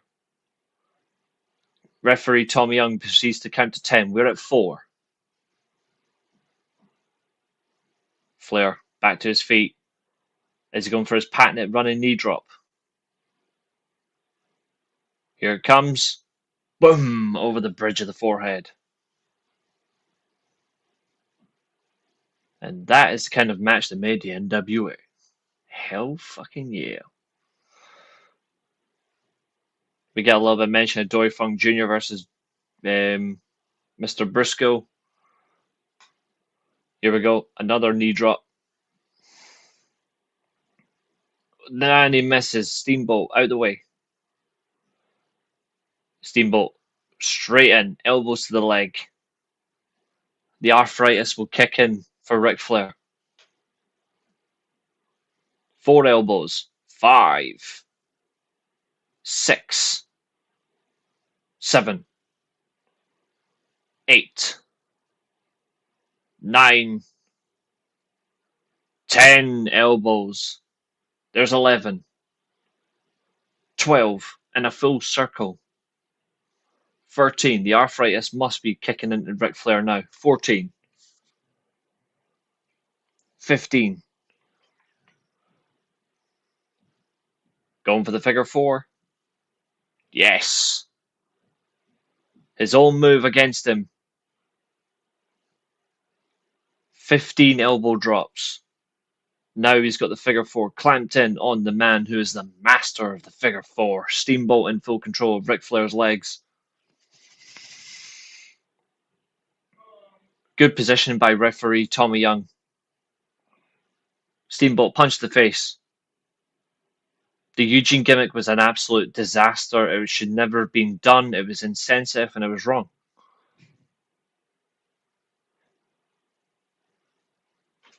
A little bit of a mention of the spinning toe hold, but this, of course, is the figure 4 leg lock. It is a masterpiece of a move.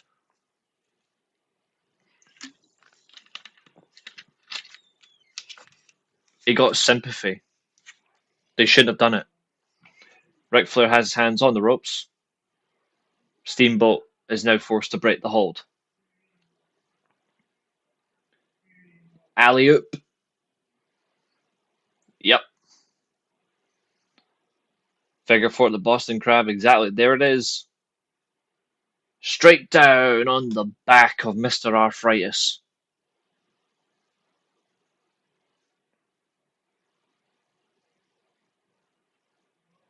That's what I'm calling it. The Dragon versus Mr. Arthritis. Remember, at this point, Ric Flair was 14 years shy of a broken back.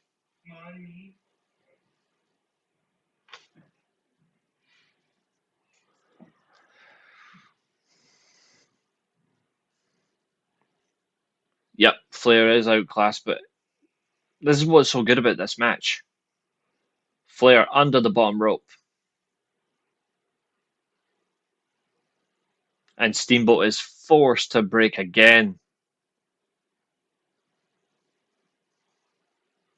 Yes,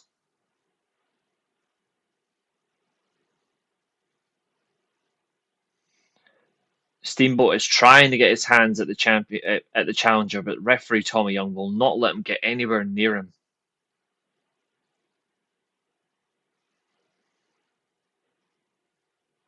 I think this is a little bit over exaggeration from the referee to stop Steamboat. There's a chop, diving chop, or a falling chop as it technically is. That's two of them now. 3. The challenger is in trouble in the Superdome. The crowd is beautiful as well at this point. We're 30 minutes into this video. We're about 25 minutes into the match. Oof, there's a chop. Overhand shot. Chop again. Little shove.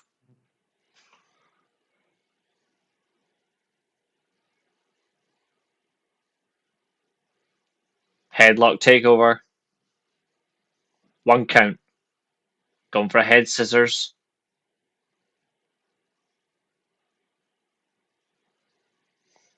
Bridge. Kick out. Yep, Steamboat with a bridge.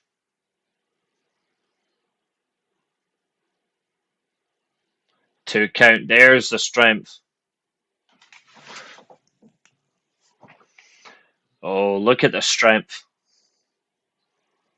Here comes a backslide.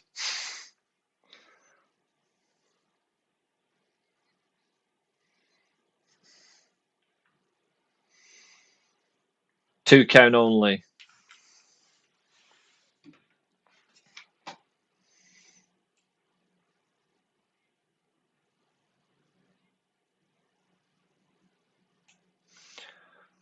I love the commentary in this match. It is so to the point. Steamboat into the barricade.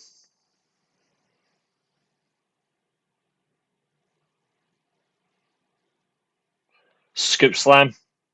Yes. Good old fashioned scoop slam. Fuck Hulk Hogan.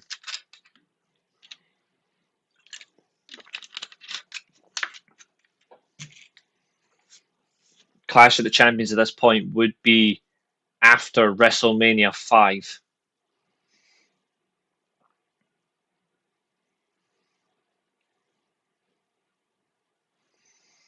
Steamboat Irish whipped into the metal railing.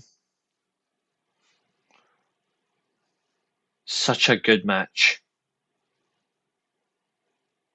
This is such a good match.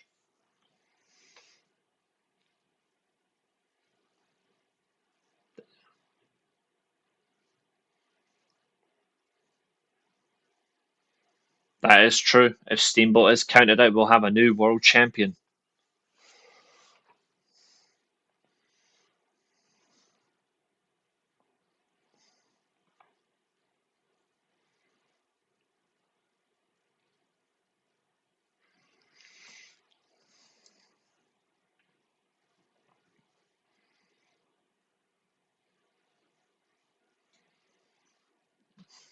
It's been a very good match. I haven't watched this match in quite a while. All 3 matches, Flair, Steamboat, and the night in '89 was perfect. Cactus my eye. I know. It's one of the best trilogies of matches for an entire calendar year you'll see. Straight punch to the jaw. Steamboat is down on the apron. Straight stamp to the back. The referee asserting control.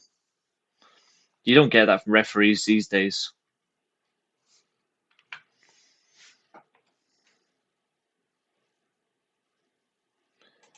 We have 30 minutes left.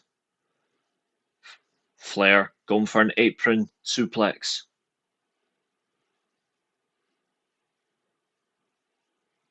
Look at the strength. Boom. 1, 2, and a kick out by the world champ.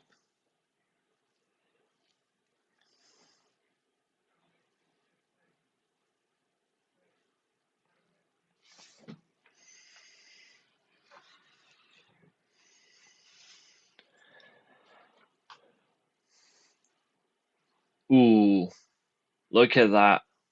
An abdominal stretch. Cover. Look how clean that cover was by Flair. Now an amateur style pinfall cover. Another 1 count. 2. Kick out again. See, when I tell you about how there's so much forms of storytelling in a wrestling match or a feud, the match is also a story. This is who's the better man. Free falls. Who's the best man? Who is the decisive world champion? Flair with the dirty pin. Referee hasn't noticed it yet. Another kick out. Flair has 1 leg up still on the ropes. Now he's back to his feet.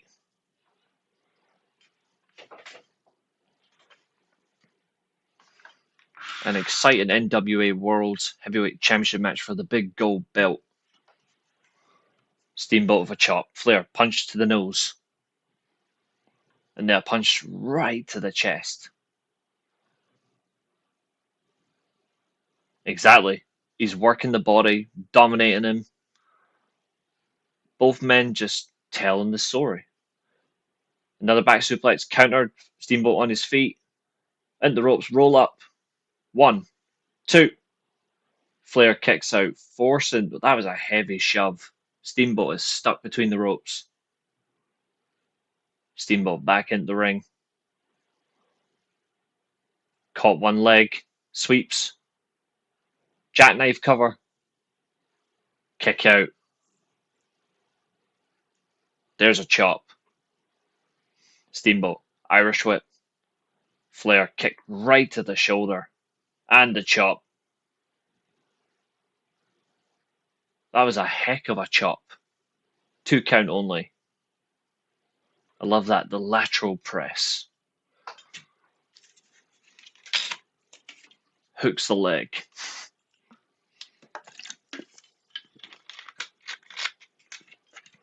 What a fucking amazing wrestling match. Flair goes to the top rope. Steamboat back to his feet. Punch right to the dick of Flair. Space Mountain has been decked. There's a chop. Steamboat. He's going up. Can we get a superplex from the world champ? Yes, we can. Boom. Lovely superplex. Clean as a whistle. And a chop on the back of Flair. None of this 50-50 booking pish.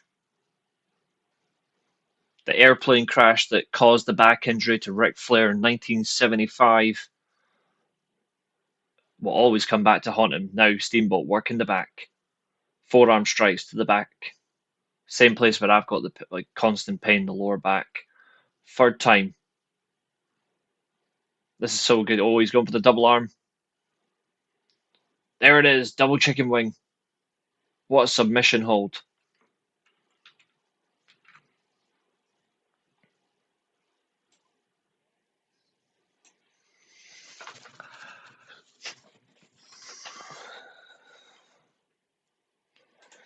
Double chicken wing submission fall for Steamboat.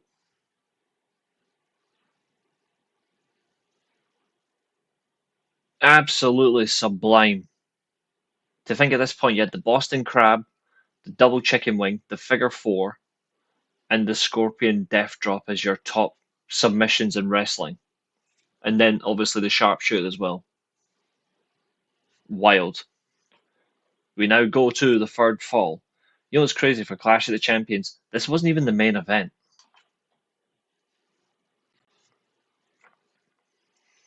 Another Flair flop. Steamboat clutching his face. Well, it was the advertised main event, but you still had Sting's TV title reign and all that to deal with. Oh, double chop block. Flair on both knees. He is shattered. But we all know he'll go Space Mountain. Um, I don't know. I think there was a variation of it was used, but it was never taken seriously until he was like, "Yeah, I'm gonna use that." Another face flop. Another ad break. Feck off. 2 count. You had the spinning toe hold as well from Terry Funk as well. Sleeper hold from DiBiase. Camel clutch. There were so many submission moves at this time, but they were all just amazing wrestlers. And then obviously Taz came around and, well, he changed the whole game at that point. Steamboat, punch to the faces. There's a vicious punch. Irish whip on Flair. Another big back body drop. And a chop to the upper back area.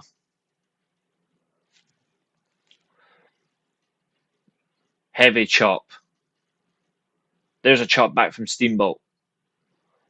Flair. Boom! The knee drop.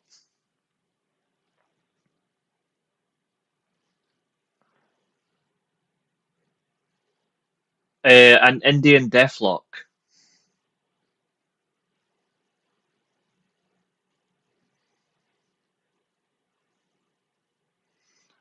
That was brilliant by Flair. His big knee drop. He's gone for the figure four.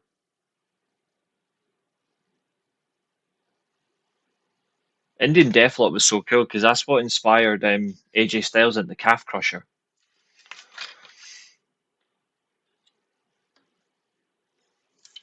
Flair shoving Tommy Young. Tommy Young was like, "Yo, Blondie, fuck off." Flair, knuckle lock, kick to the knee. Why not just kick him in the shins? There we go, kick to the back of the leg. Steamboat just took it all. Into the turnbuckle, Flair, just exuberant confidence now. Boom.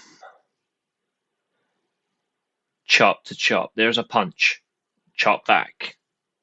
Overhand punch. Double chop by Steamboat. 2 chops to the throat. 2 chops collide. Steamboat straight punch to the head. Referee, why are you not doing it? Oh, look at that. Look at that. Perfect by Flair. Rolls over the top rope, runs to the turnbuckle, but he eats a chop straight away. Can't even make it to the top rope for the body slam that we usually see. I know the way Shawn Michaels done it was cool, but the way Flair does it up and over the rope was better. But I think the best turnbuckle spot is still Bret Hart. When he runs at that thing, it looks like he's being like punched by Mike Tyson. Flair drops to both feet again with his hands up, begging for mercy.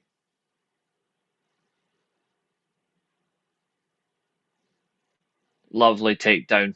Referee pin cover. 2 count only, both times. And a third. Referee, fucking take a look. Flair's cheating. You corrupt bastard. Vicious knife edge. Flair. Short arm punch to the face. No defense. And a chop. Irish whip. Steamboat. Leaps. Flair ducks. Kick to the face.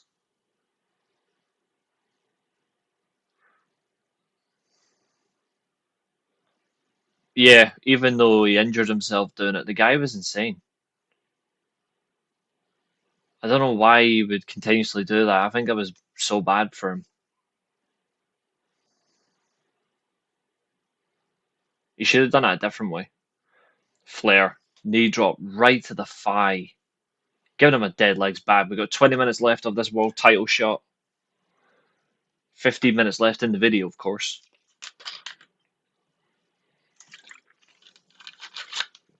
We've had a reverse cradle pin and a double chicken wing so far for 1 fall apiece. Steamboat stuck on the ropes. Fuck's sake, referee, help Steamboat, you bastard. Here we go. Patent rope offense from Flair. Bret Hart would do the same, of course. That leg drop on the extended leg. Flair can smell it. He's like a dog right there. He can smell it. He can smell the kill. Great commentary. Alley-oop. Yes. What will Flair do?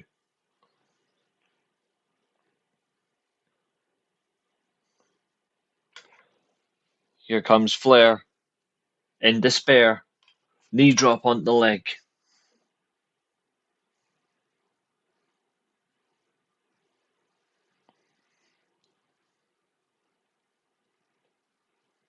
Look at that extension of the leg by Flair. Twice. 3 times. Figure 4.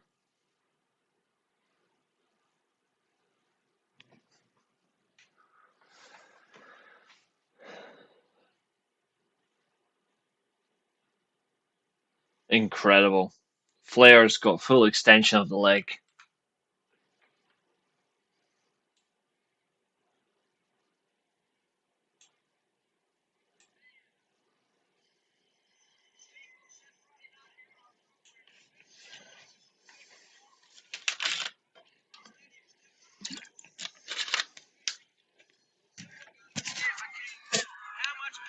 You take, and we're going to check Ricky the Dragon Steamboat's whole card right here.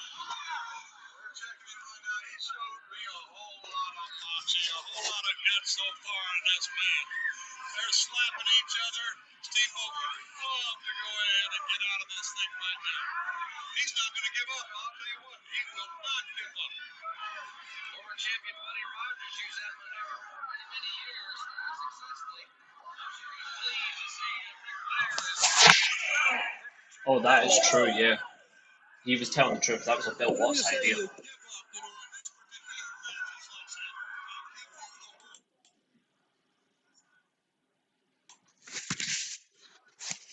That's why he left with the big gold belt.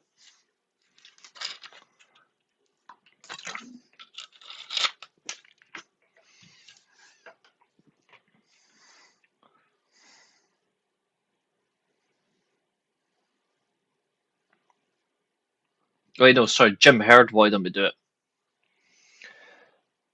Still locked in.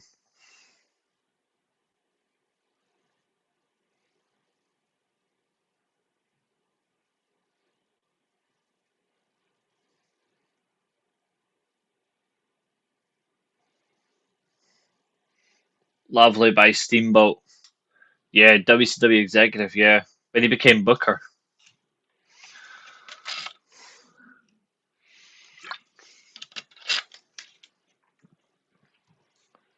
Oh, feck off. I don't want your bloody ad breaks. We're nearly there. Steamboat. Leg off the ring apron. Now the left leg.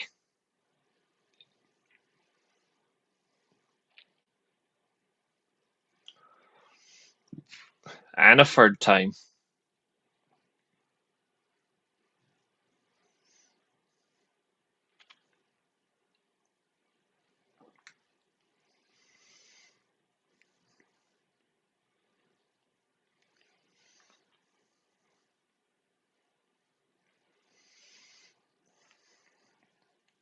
I just love how Terry Funk and JR sell the story of the match. There we go, the Flair flop. Up to the top. Crossbody. 2 3/4.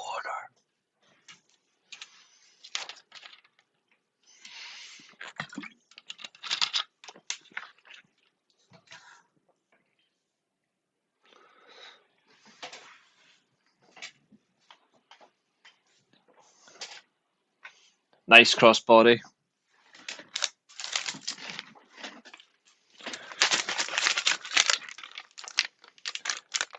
45 minutes gone. Flying headbutt. And a chop.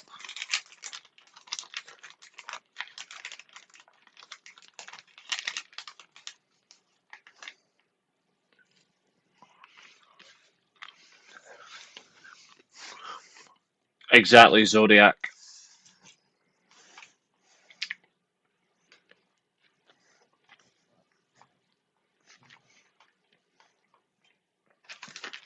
Crossbody kick out by Flair.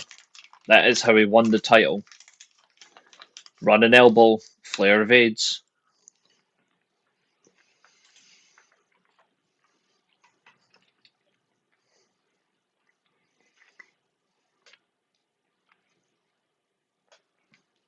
Proper world title match.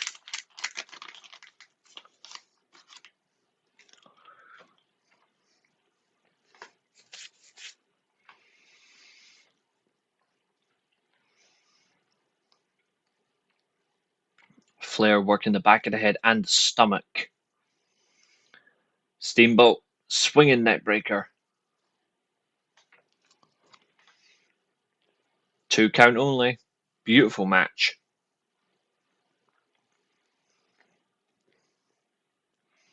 Exactly.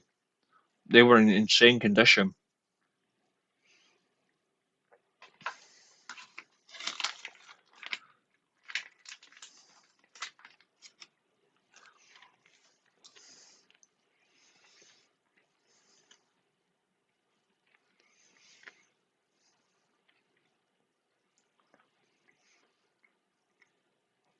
Steamboat, springboard, sunset flip. Flair's hanging by a thread. Can he get the ropes to hold himself? Nope. There we go.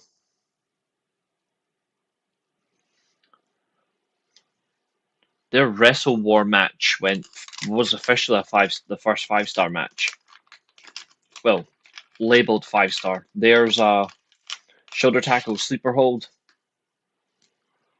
It's finally come into effect after what I mentioned.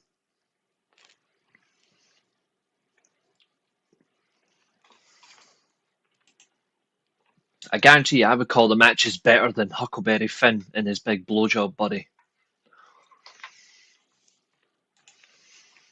Flair, sleeper hold, but he's on the back of Steamboat, extra weight support.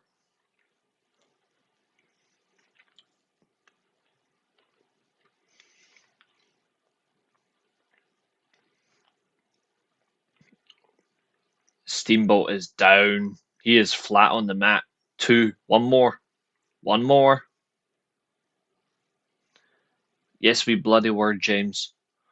Steamboat does get his hand up. We are not going for the third. This match will not end.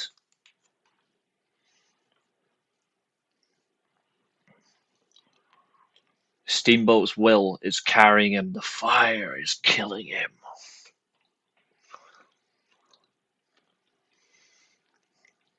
Here he comes. Here comes the comeback.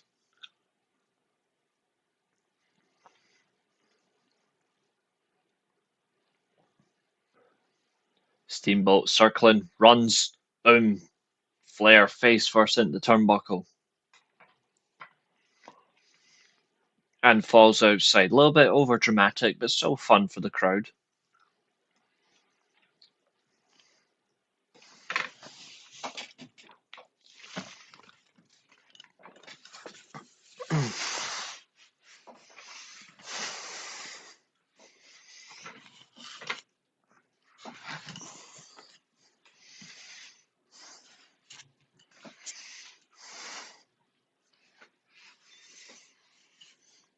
Flair kick to the back of the knee of Steamboat.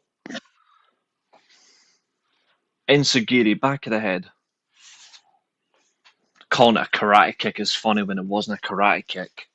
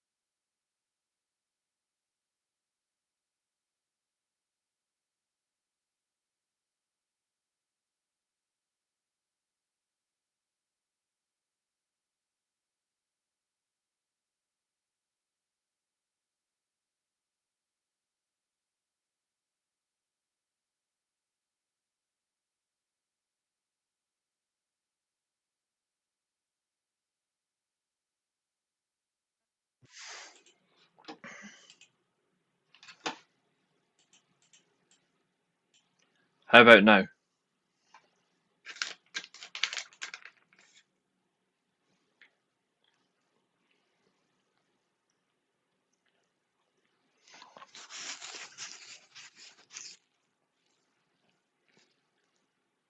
Ah, perfect.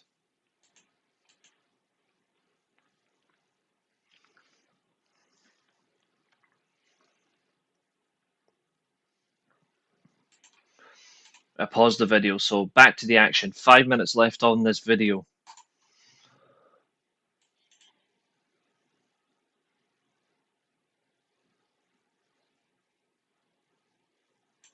This was my favourite out of the trilogy.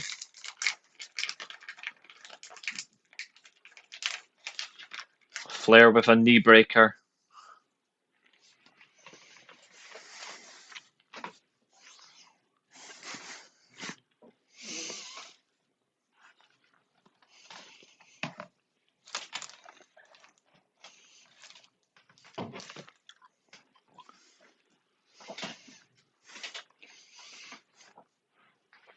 Another chop. Knee straight to the leg. Another chop by Flair.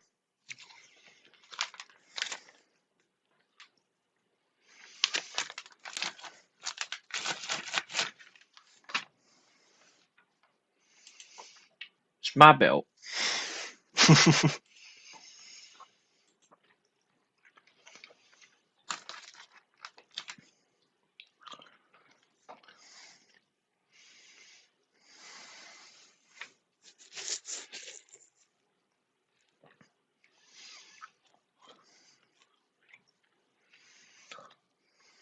I'm so glad I changed the order of the list.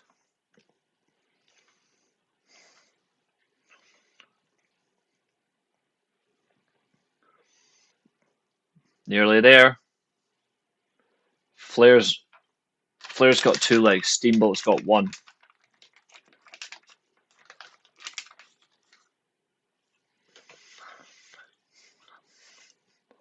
Look at the speed.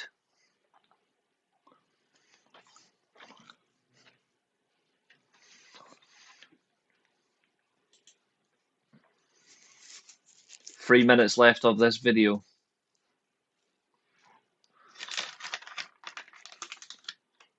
Flair in the turnbuckle. Steamboat hovering. 10 punches.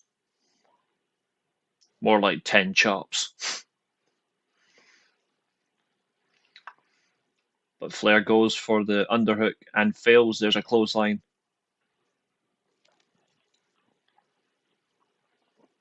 Flair gets his leg to the bottom rope. That was clever.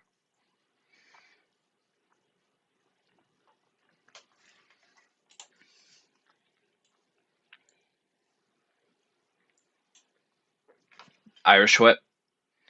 Elbow. Beautiful counter. And a back suplex.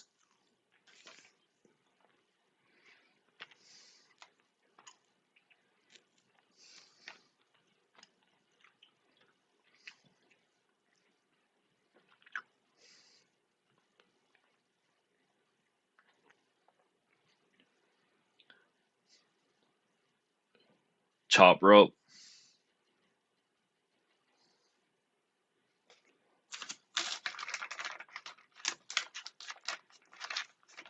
Steamboat.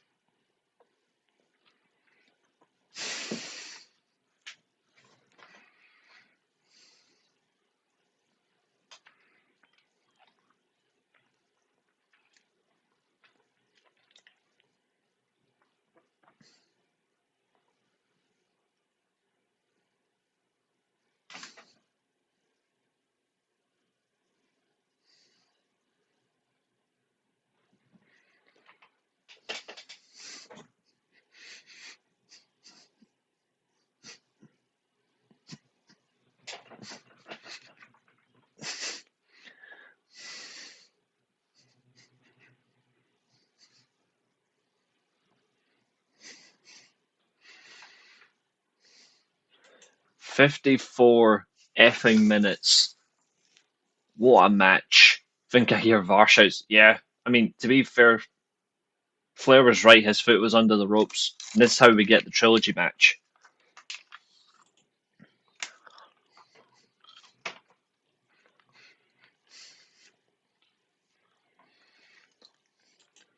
What a match. Incredible.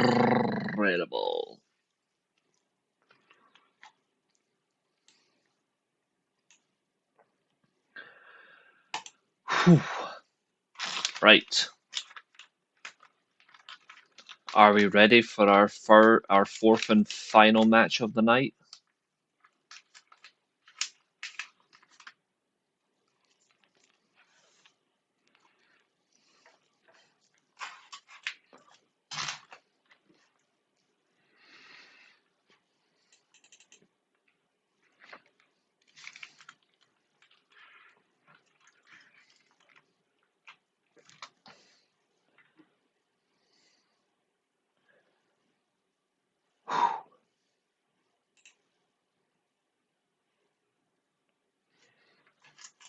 Are you all ready for the final match?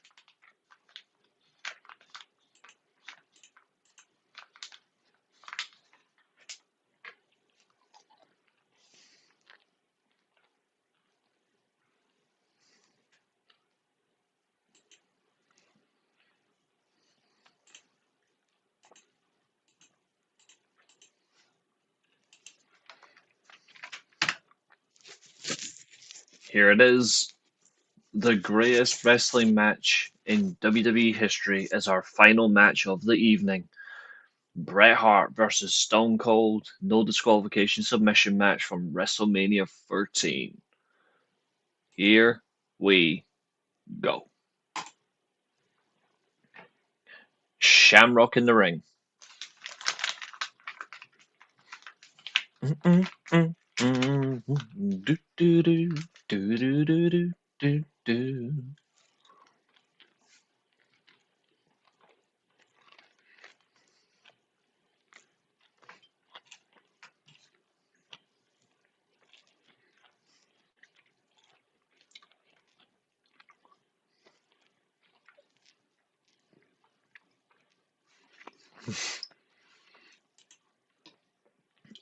Same.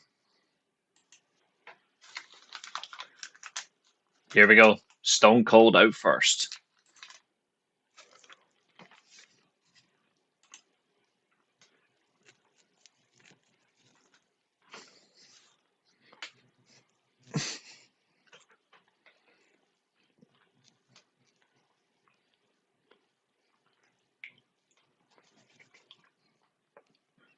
Oh, his commentary's perfect for this.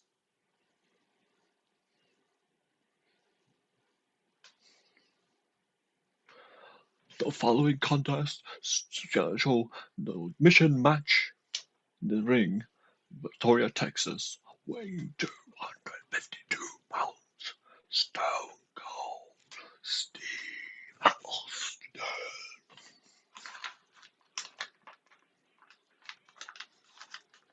This is the best match if you want to get someone into wrestling.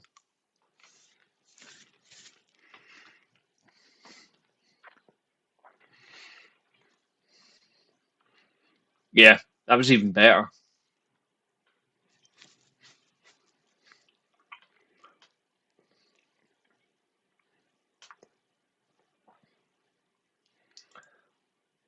I love how Brett comes out to a babyface entrance as well and leaves as a heel.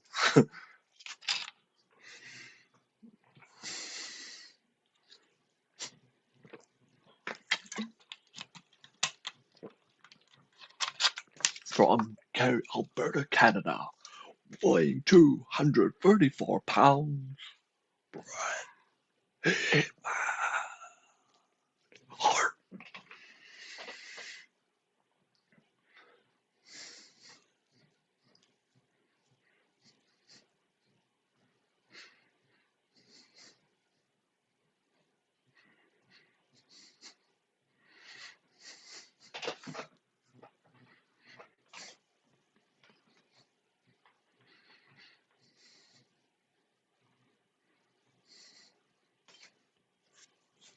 Notch on your keister.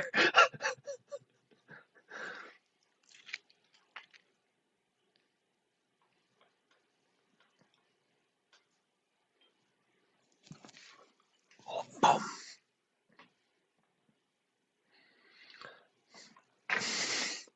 Battle's underway. Here we go.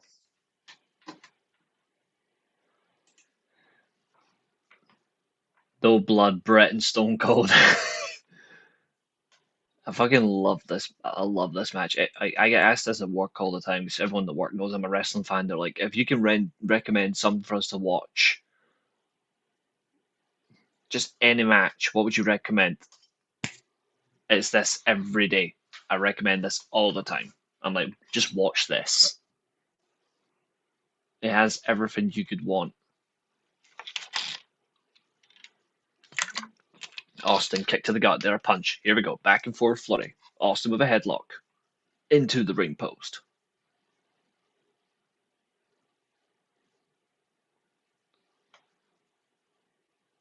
Brett.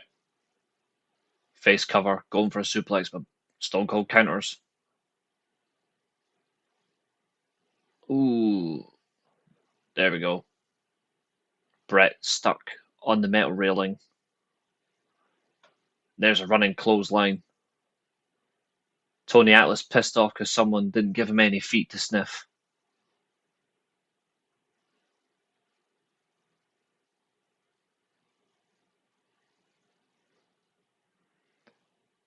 Brett goes face first into the metal railing. In the crowd we go. No disqualification. The only way to win is by submission. Or say the words, you quit.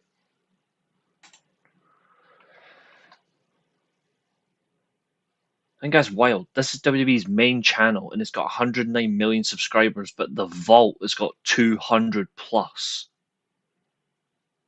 Make that make sense. Austin has Brett on his knees. He's just beating the shit out of him. Up and over. Yes. Face first. He's trying to get a hold of the drinks carton.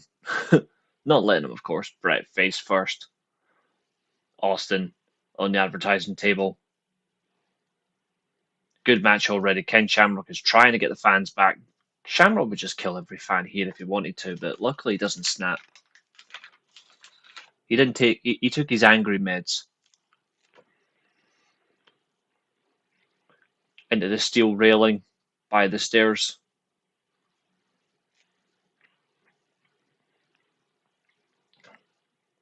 Straight punch to the face by Brett on Stone Cold.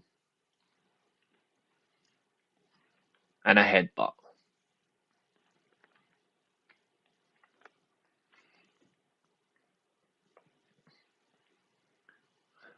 Stone Cold, he's going for a pile driver on the steps. There's a big back body drop. Why on earth would you want to do the same spot like here? Like, why would you do it here?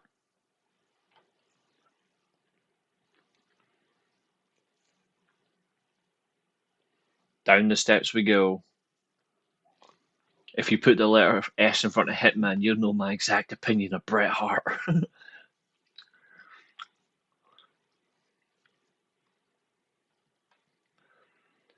Shamrock doing a good job here keeping the fans at bay. As the competitors roll back to ringside. Brett throws Austin back over the rail, and here we go. Stand on the rail and goes Brett, and there's an elbow drop.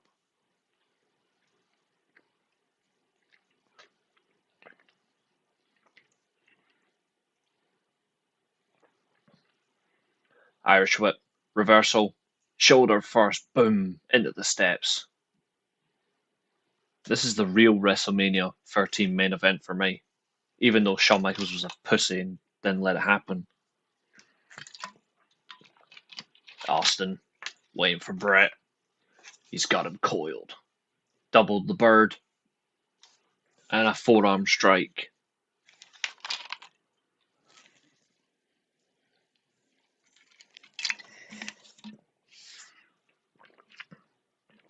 Brett fucking assaulted them steps. Brett loves a step movement. He's always good at it. Steel steps in the Spanish announce table on the turnbuckle. Brett was great for those.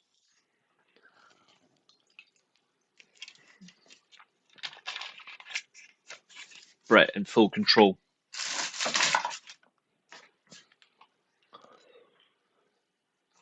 Lovely move by Austin.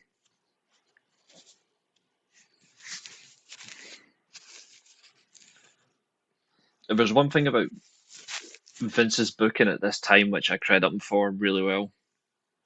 None of that 50-50 bullshit. Stomped to the back of the head by Steve Austin in a second. Now hitting the hand. Oh, Brett didn't like that. Oh, it was so good. Irish whip. Spinning neck breaker. Done properly.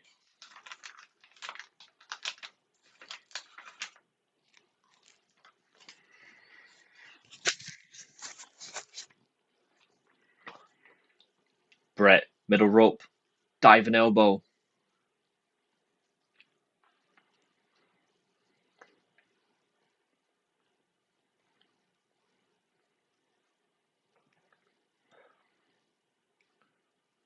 Brett, there we go.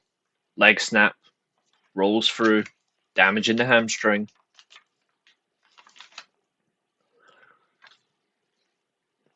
Here we go. Shades of Ric Flair. The apron leg drop. Boom! On the knee.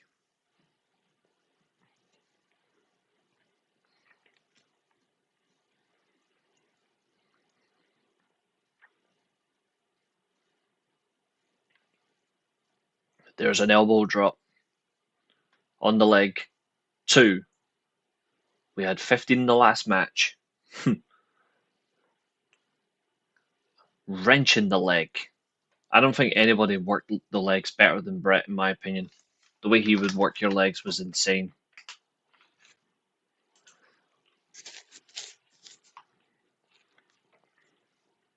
A methodical physical dissection by Dr. Bret Hart on the patient Stone Cold. What a line.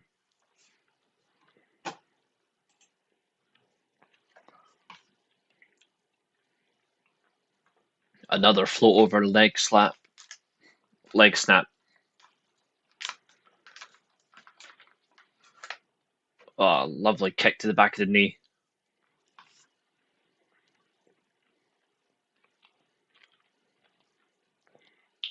Went for the leg and missed.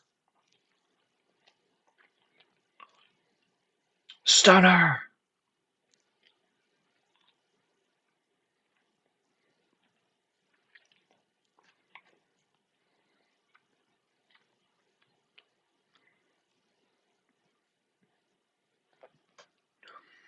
I love that he did the stunner without the gut kick. It was so much better here. Straight back to the leg.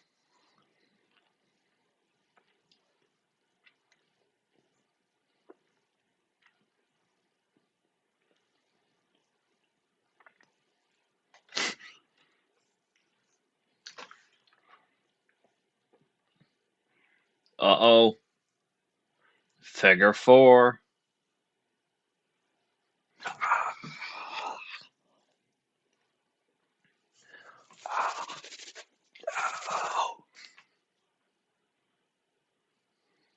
Technically, he's tapping out. What a bloody hold.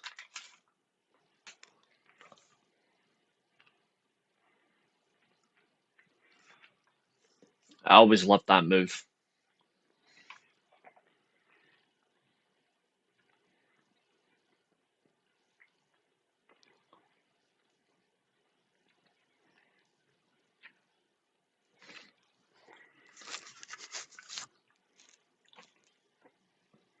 Ring belt.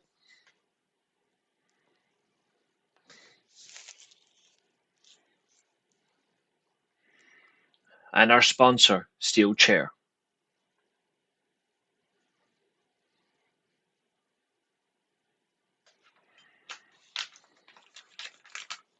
No shit, Vince.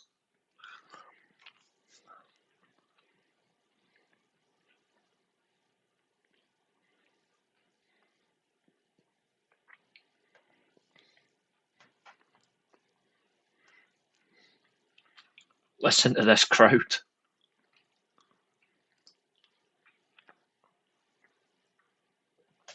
Boom. Boom.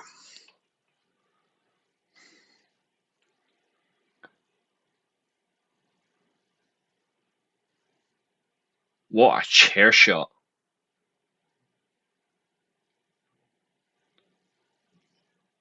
Boom. Crowd was wild for that chair shot.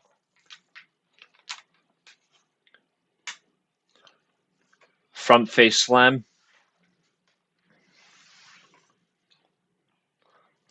Heavy Irish whip. Boom.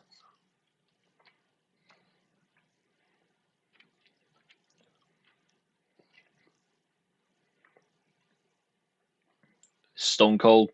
Suplex.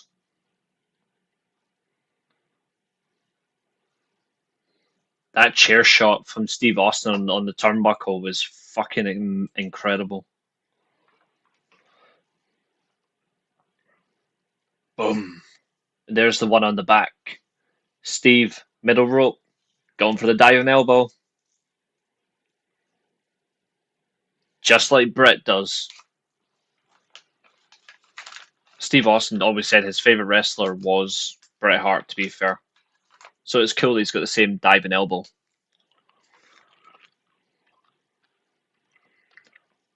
Kick to the dick. Brett won't be planning for kids tonight. Going to Brett's daughter on camera was wild.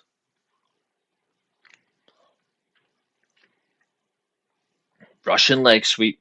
There's a head scissor. Look at that. Head scissor with an arm breaker.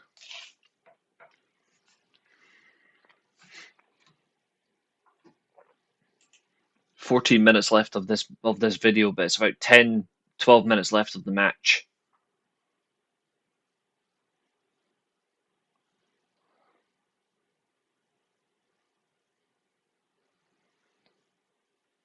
There's Stu Hart. He looks ashamed of his son for this. Boston Crab position Stone Cold. Remember, Stone Cold at this point was a technical brawler. Like, he could still do technical wrestling. These were the two best in the company by far at this time. Boston Crab locked in. My top 10 from WWE this time, actually top 5 to be fair, and 97 might shock you. Boston Crab is locked. Lovely ring positioning. Sitting on the upper back. But there we go. He's got the ropes. Technically, you shouldn't be doing rope breaks in this because there's no disqualification. Which doesn't make any sense. Steve Austin. You know what he's looking for. Is he going to hit Bret Hart with his sharpshooter? Oh, eye poke. Cognitive by the cerebral genius that is the excellence of execution. The best there is, the best there was, the best there ever will be, the greatest of all time, Bret Hart. Steve Austin is stunned.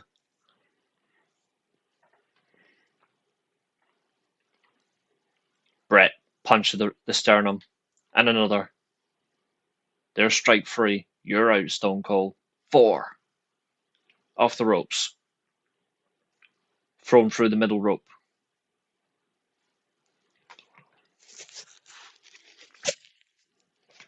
The infamous spot is coming. Shame we didn't get a good match at Halloween Havoc 98 when Bret and Sting worked together for the US title. We nearly did. We nearly did.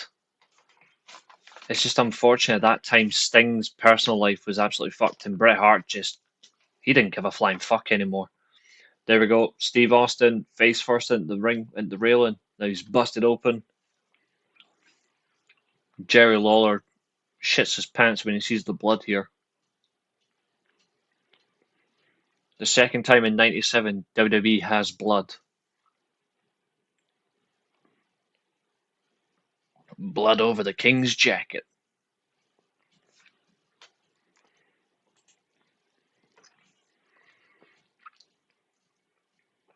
Again, off the railing.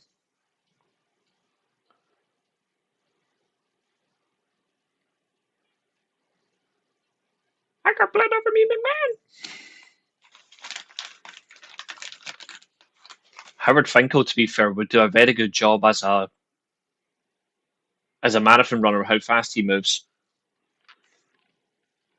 God rest your soul.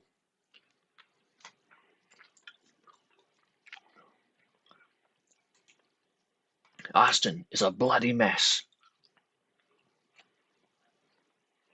Face first, in the ring post goes Stone Cold.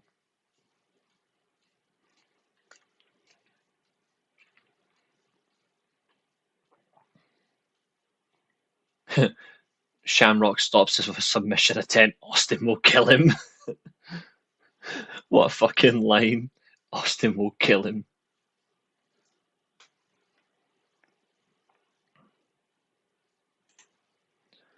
Bret Hart, elbow in the back of the head. Straight kick to the head.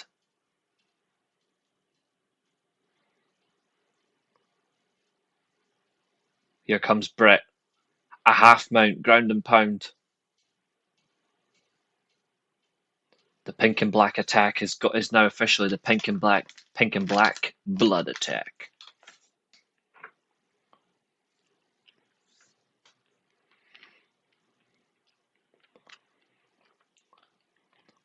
Backbreaker.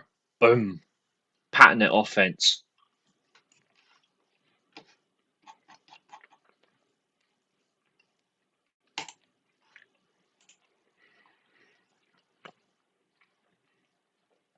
Another middle drop kick. Here comes Bret. He's got the steel chair. He's gone for the legs. Only a coward would use a chair after Steve Austin used the chair earlier in the match. I just love the sheer fact that Steve Austin's the heel, so Jerry Lawler's like, I love the chair, and then when Jerry Lawler's like, Bret Hart's a coward. Sharpshooter. Not fully locked in. Stone Cold. Grip of the hair and a poke. He's not got the sharpshooter yet. The ring mat is covered more times than Taker's won world titles.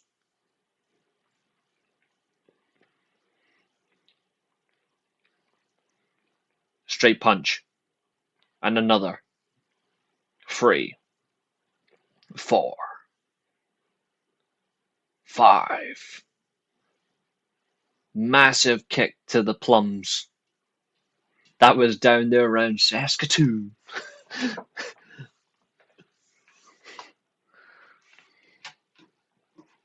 Right in the breadbasket.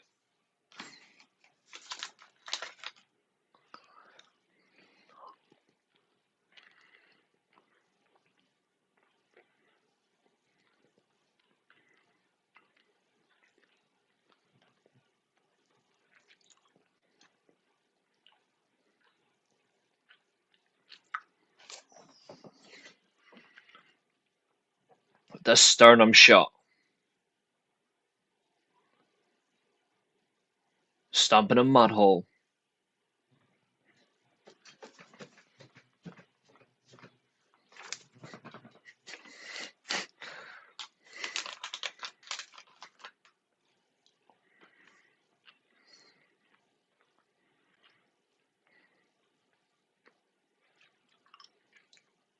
Going for the superplex.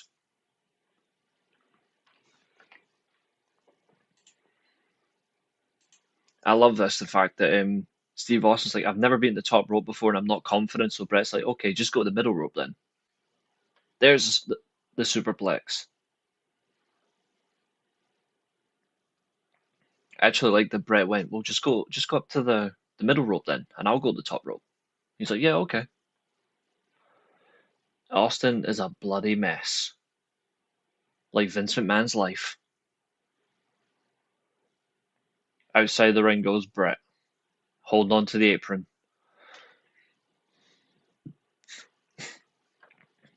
Down the steps we go. What's he looking for?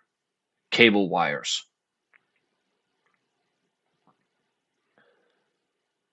It's getting kinky. He's going for a choke.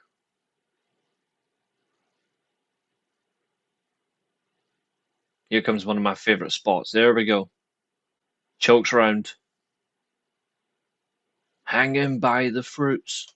It's a hanging fruit. Steve Brett with the ring bell. Boom. Back of the head. Austin will be seeing stars.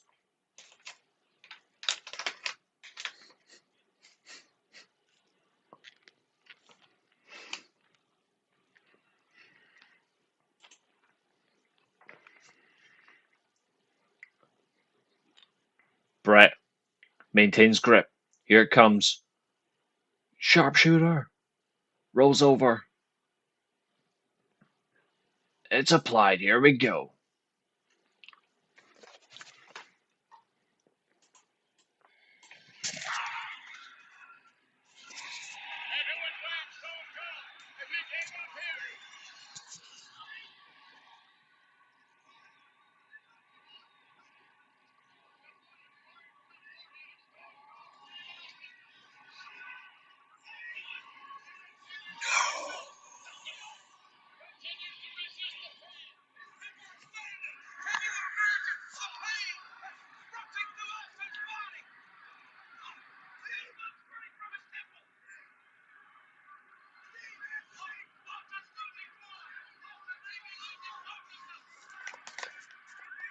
Time to make a baby face.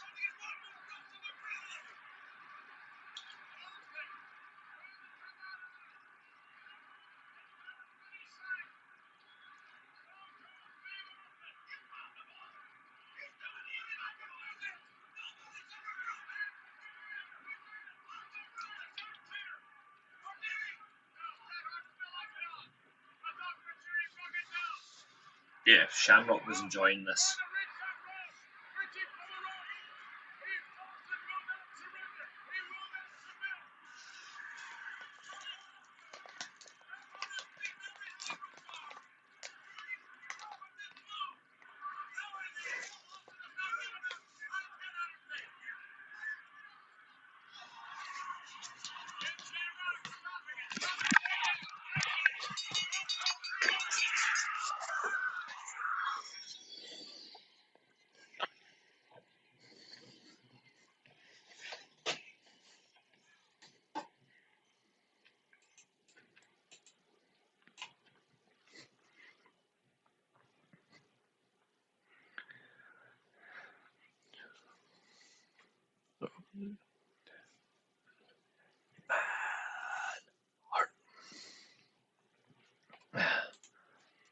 Simply put, James, it is the greatest match this fucking company has ever produced, and it will never be topped. Oh, the Raw after Mania was fucking outstanding. It was outstanding. Let's see if it's. How far is it down on the list? I might make one little change to the show's format. Let's have a look. Number 73. All right, we're gonna call an audible.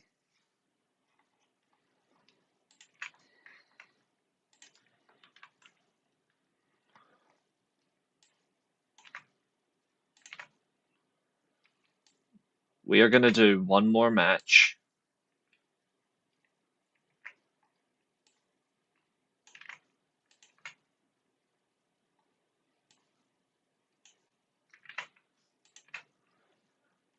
It's gonna be a short one.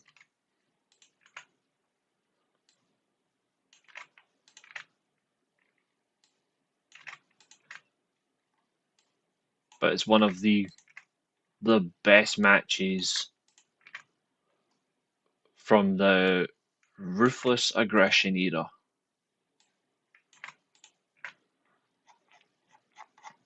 So I've changed the order. And I'm going to do the same at the end of this stream. I'm going to change around, tweak some stuff. But the next match we're going to do to end the show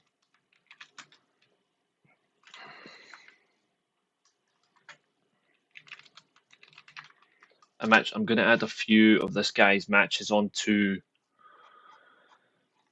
the list. So, in fact, you know what? Matches listed. I'm just going to remove that part.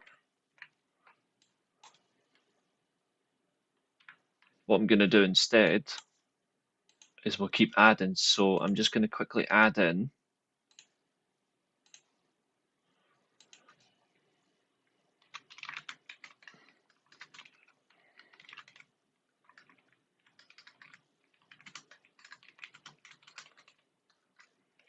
Chris Benoit.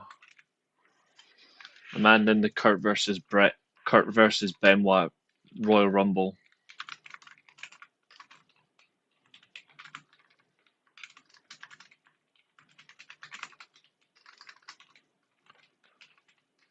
And I'm going to get a few more added as well. But our next and final match of the show. One fall to a finish.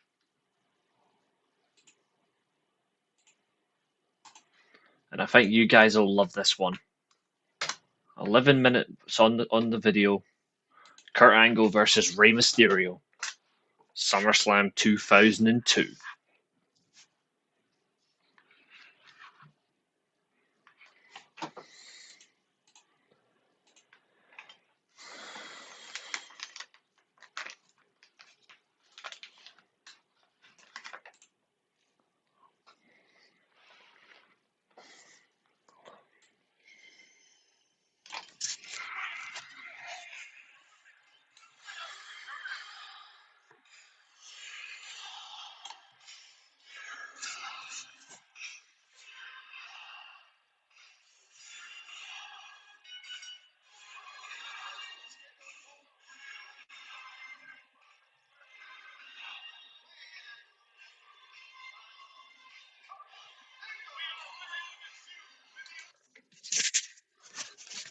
Guys, I'm not kidding.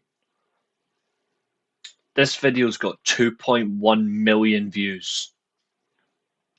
Guess how much views the Kurt Angle versus Brock Lesnar match from the year after has? I love SummerSlam 2002.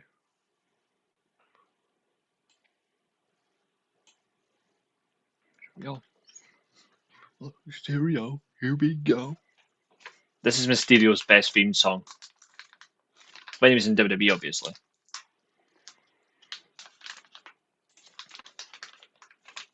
Fucking Kurt Angle. There he is behind him. Leapfrog. Hurricane Rana. Kurt Angle versus Brock Lesnar on the WWE YouTube channel has 36 million views over 4 years. How the fuck is that? German suplex countered. Kurt Angle's attire at this event was really bloody weird. Rollover. Ankle lock. Jimmy Corderas is referee. Thankfully, it's not. Oh wait, no, it is Jimmy Corderas. Why he was under siege, I'll never know. It was pathetic. 619. Boom. Missed. Angle. Outside the ring.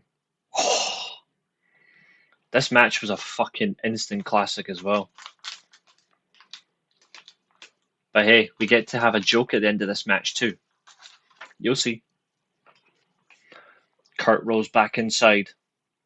Kurt Angle should never have went back to the larger boots.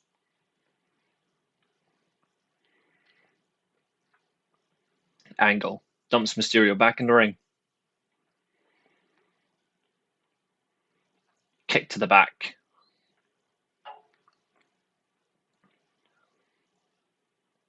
Suplex. Boom. Vicious.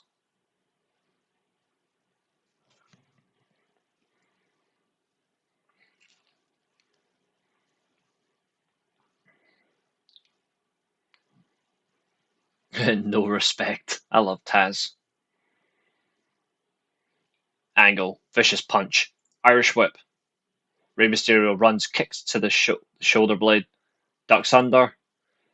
Bulldog counter a German suplex. Angle maintains the grip. Goes for another German. Mysterio, good block to be fair. Look at that counter. Roll over. Kick out 2. Bang! Clothesline. GBL is suing for gimmick infringement. 2 count only.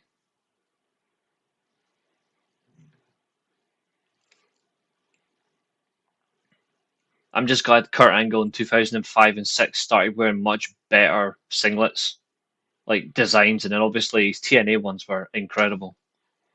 But Kurt Angle with the all black singlet was my favourite in his WWE run.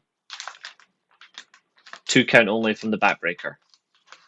Jimmy Corderas' bald head, you can see it all the way from the International Space Station.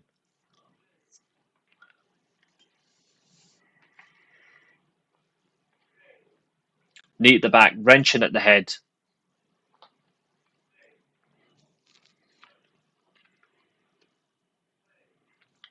Yeah, Michael Cole was able to just speak. Now he's just an absolute tool. Angle sucks chance.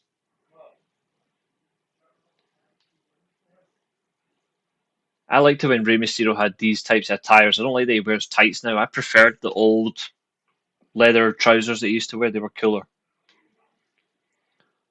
Vicious punch.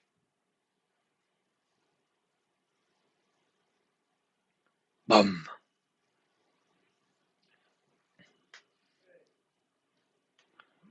Yeah, it definitely was. Mysterio ducks under, punches to the face. Irish whip, reversed. Mysterio leaps.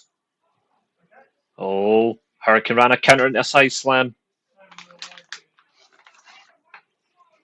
Mount cover 2.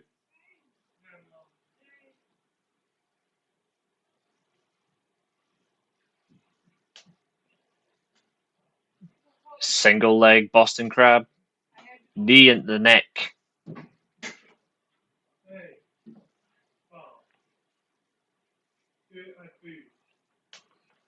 Awkward position. I imagine that your head like that, upside down. Ugh.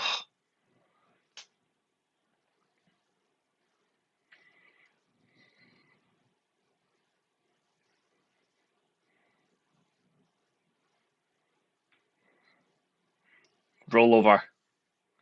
2 count. Boom.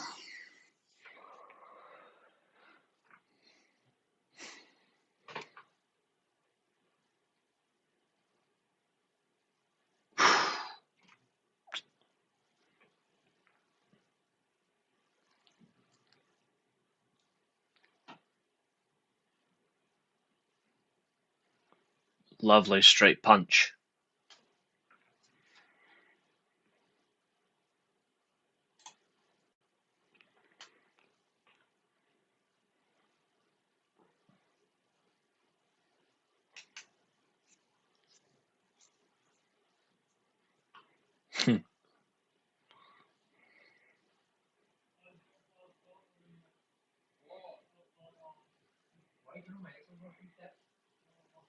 I love this match. Jawbreaker.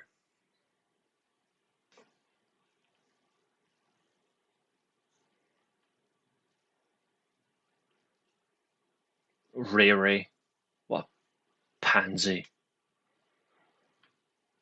Straight down pin. Oh.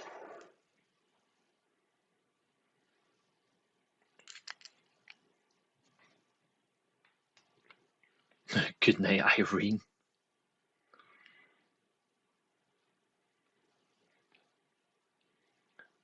Oh, what a counter.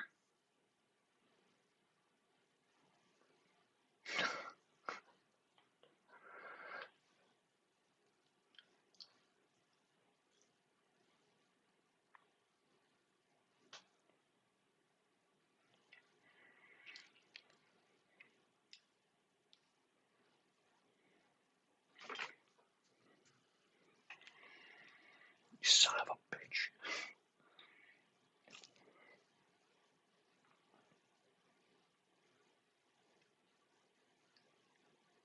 Jimmy Corderas, what a prick.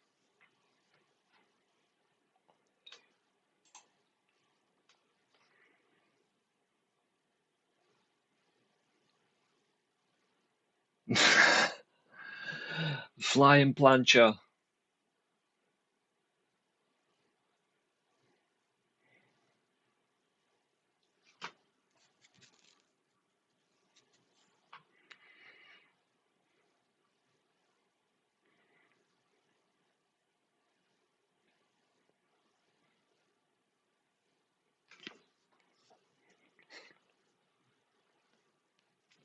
That springboard drop kick was leg drop was picture perfect.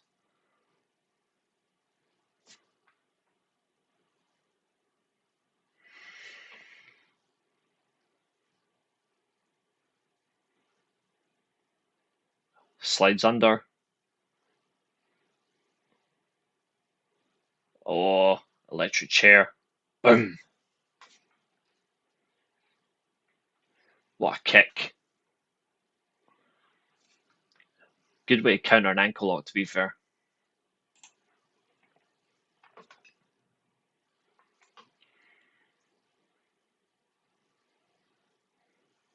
Lovely. 6-1-9, but we know what comes next.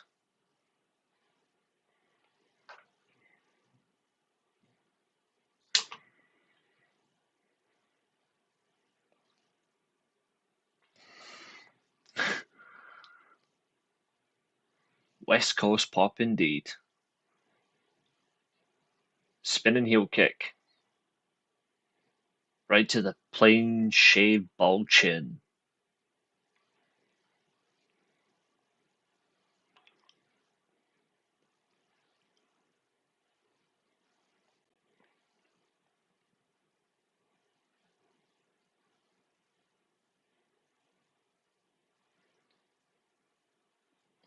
What a move.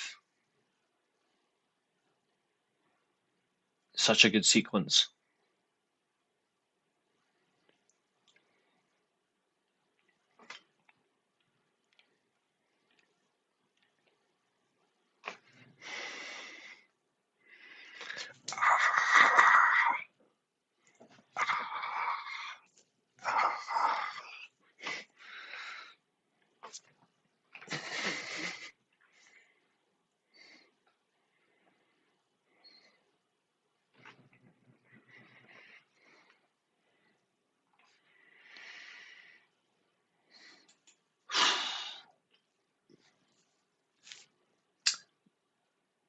Masterpiece.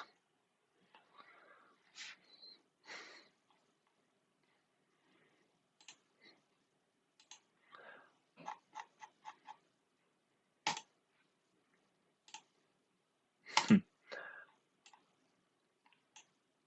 9 matches we've done so far.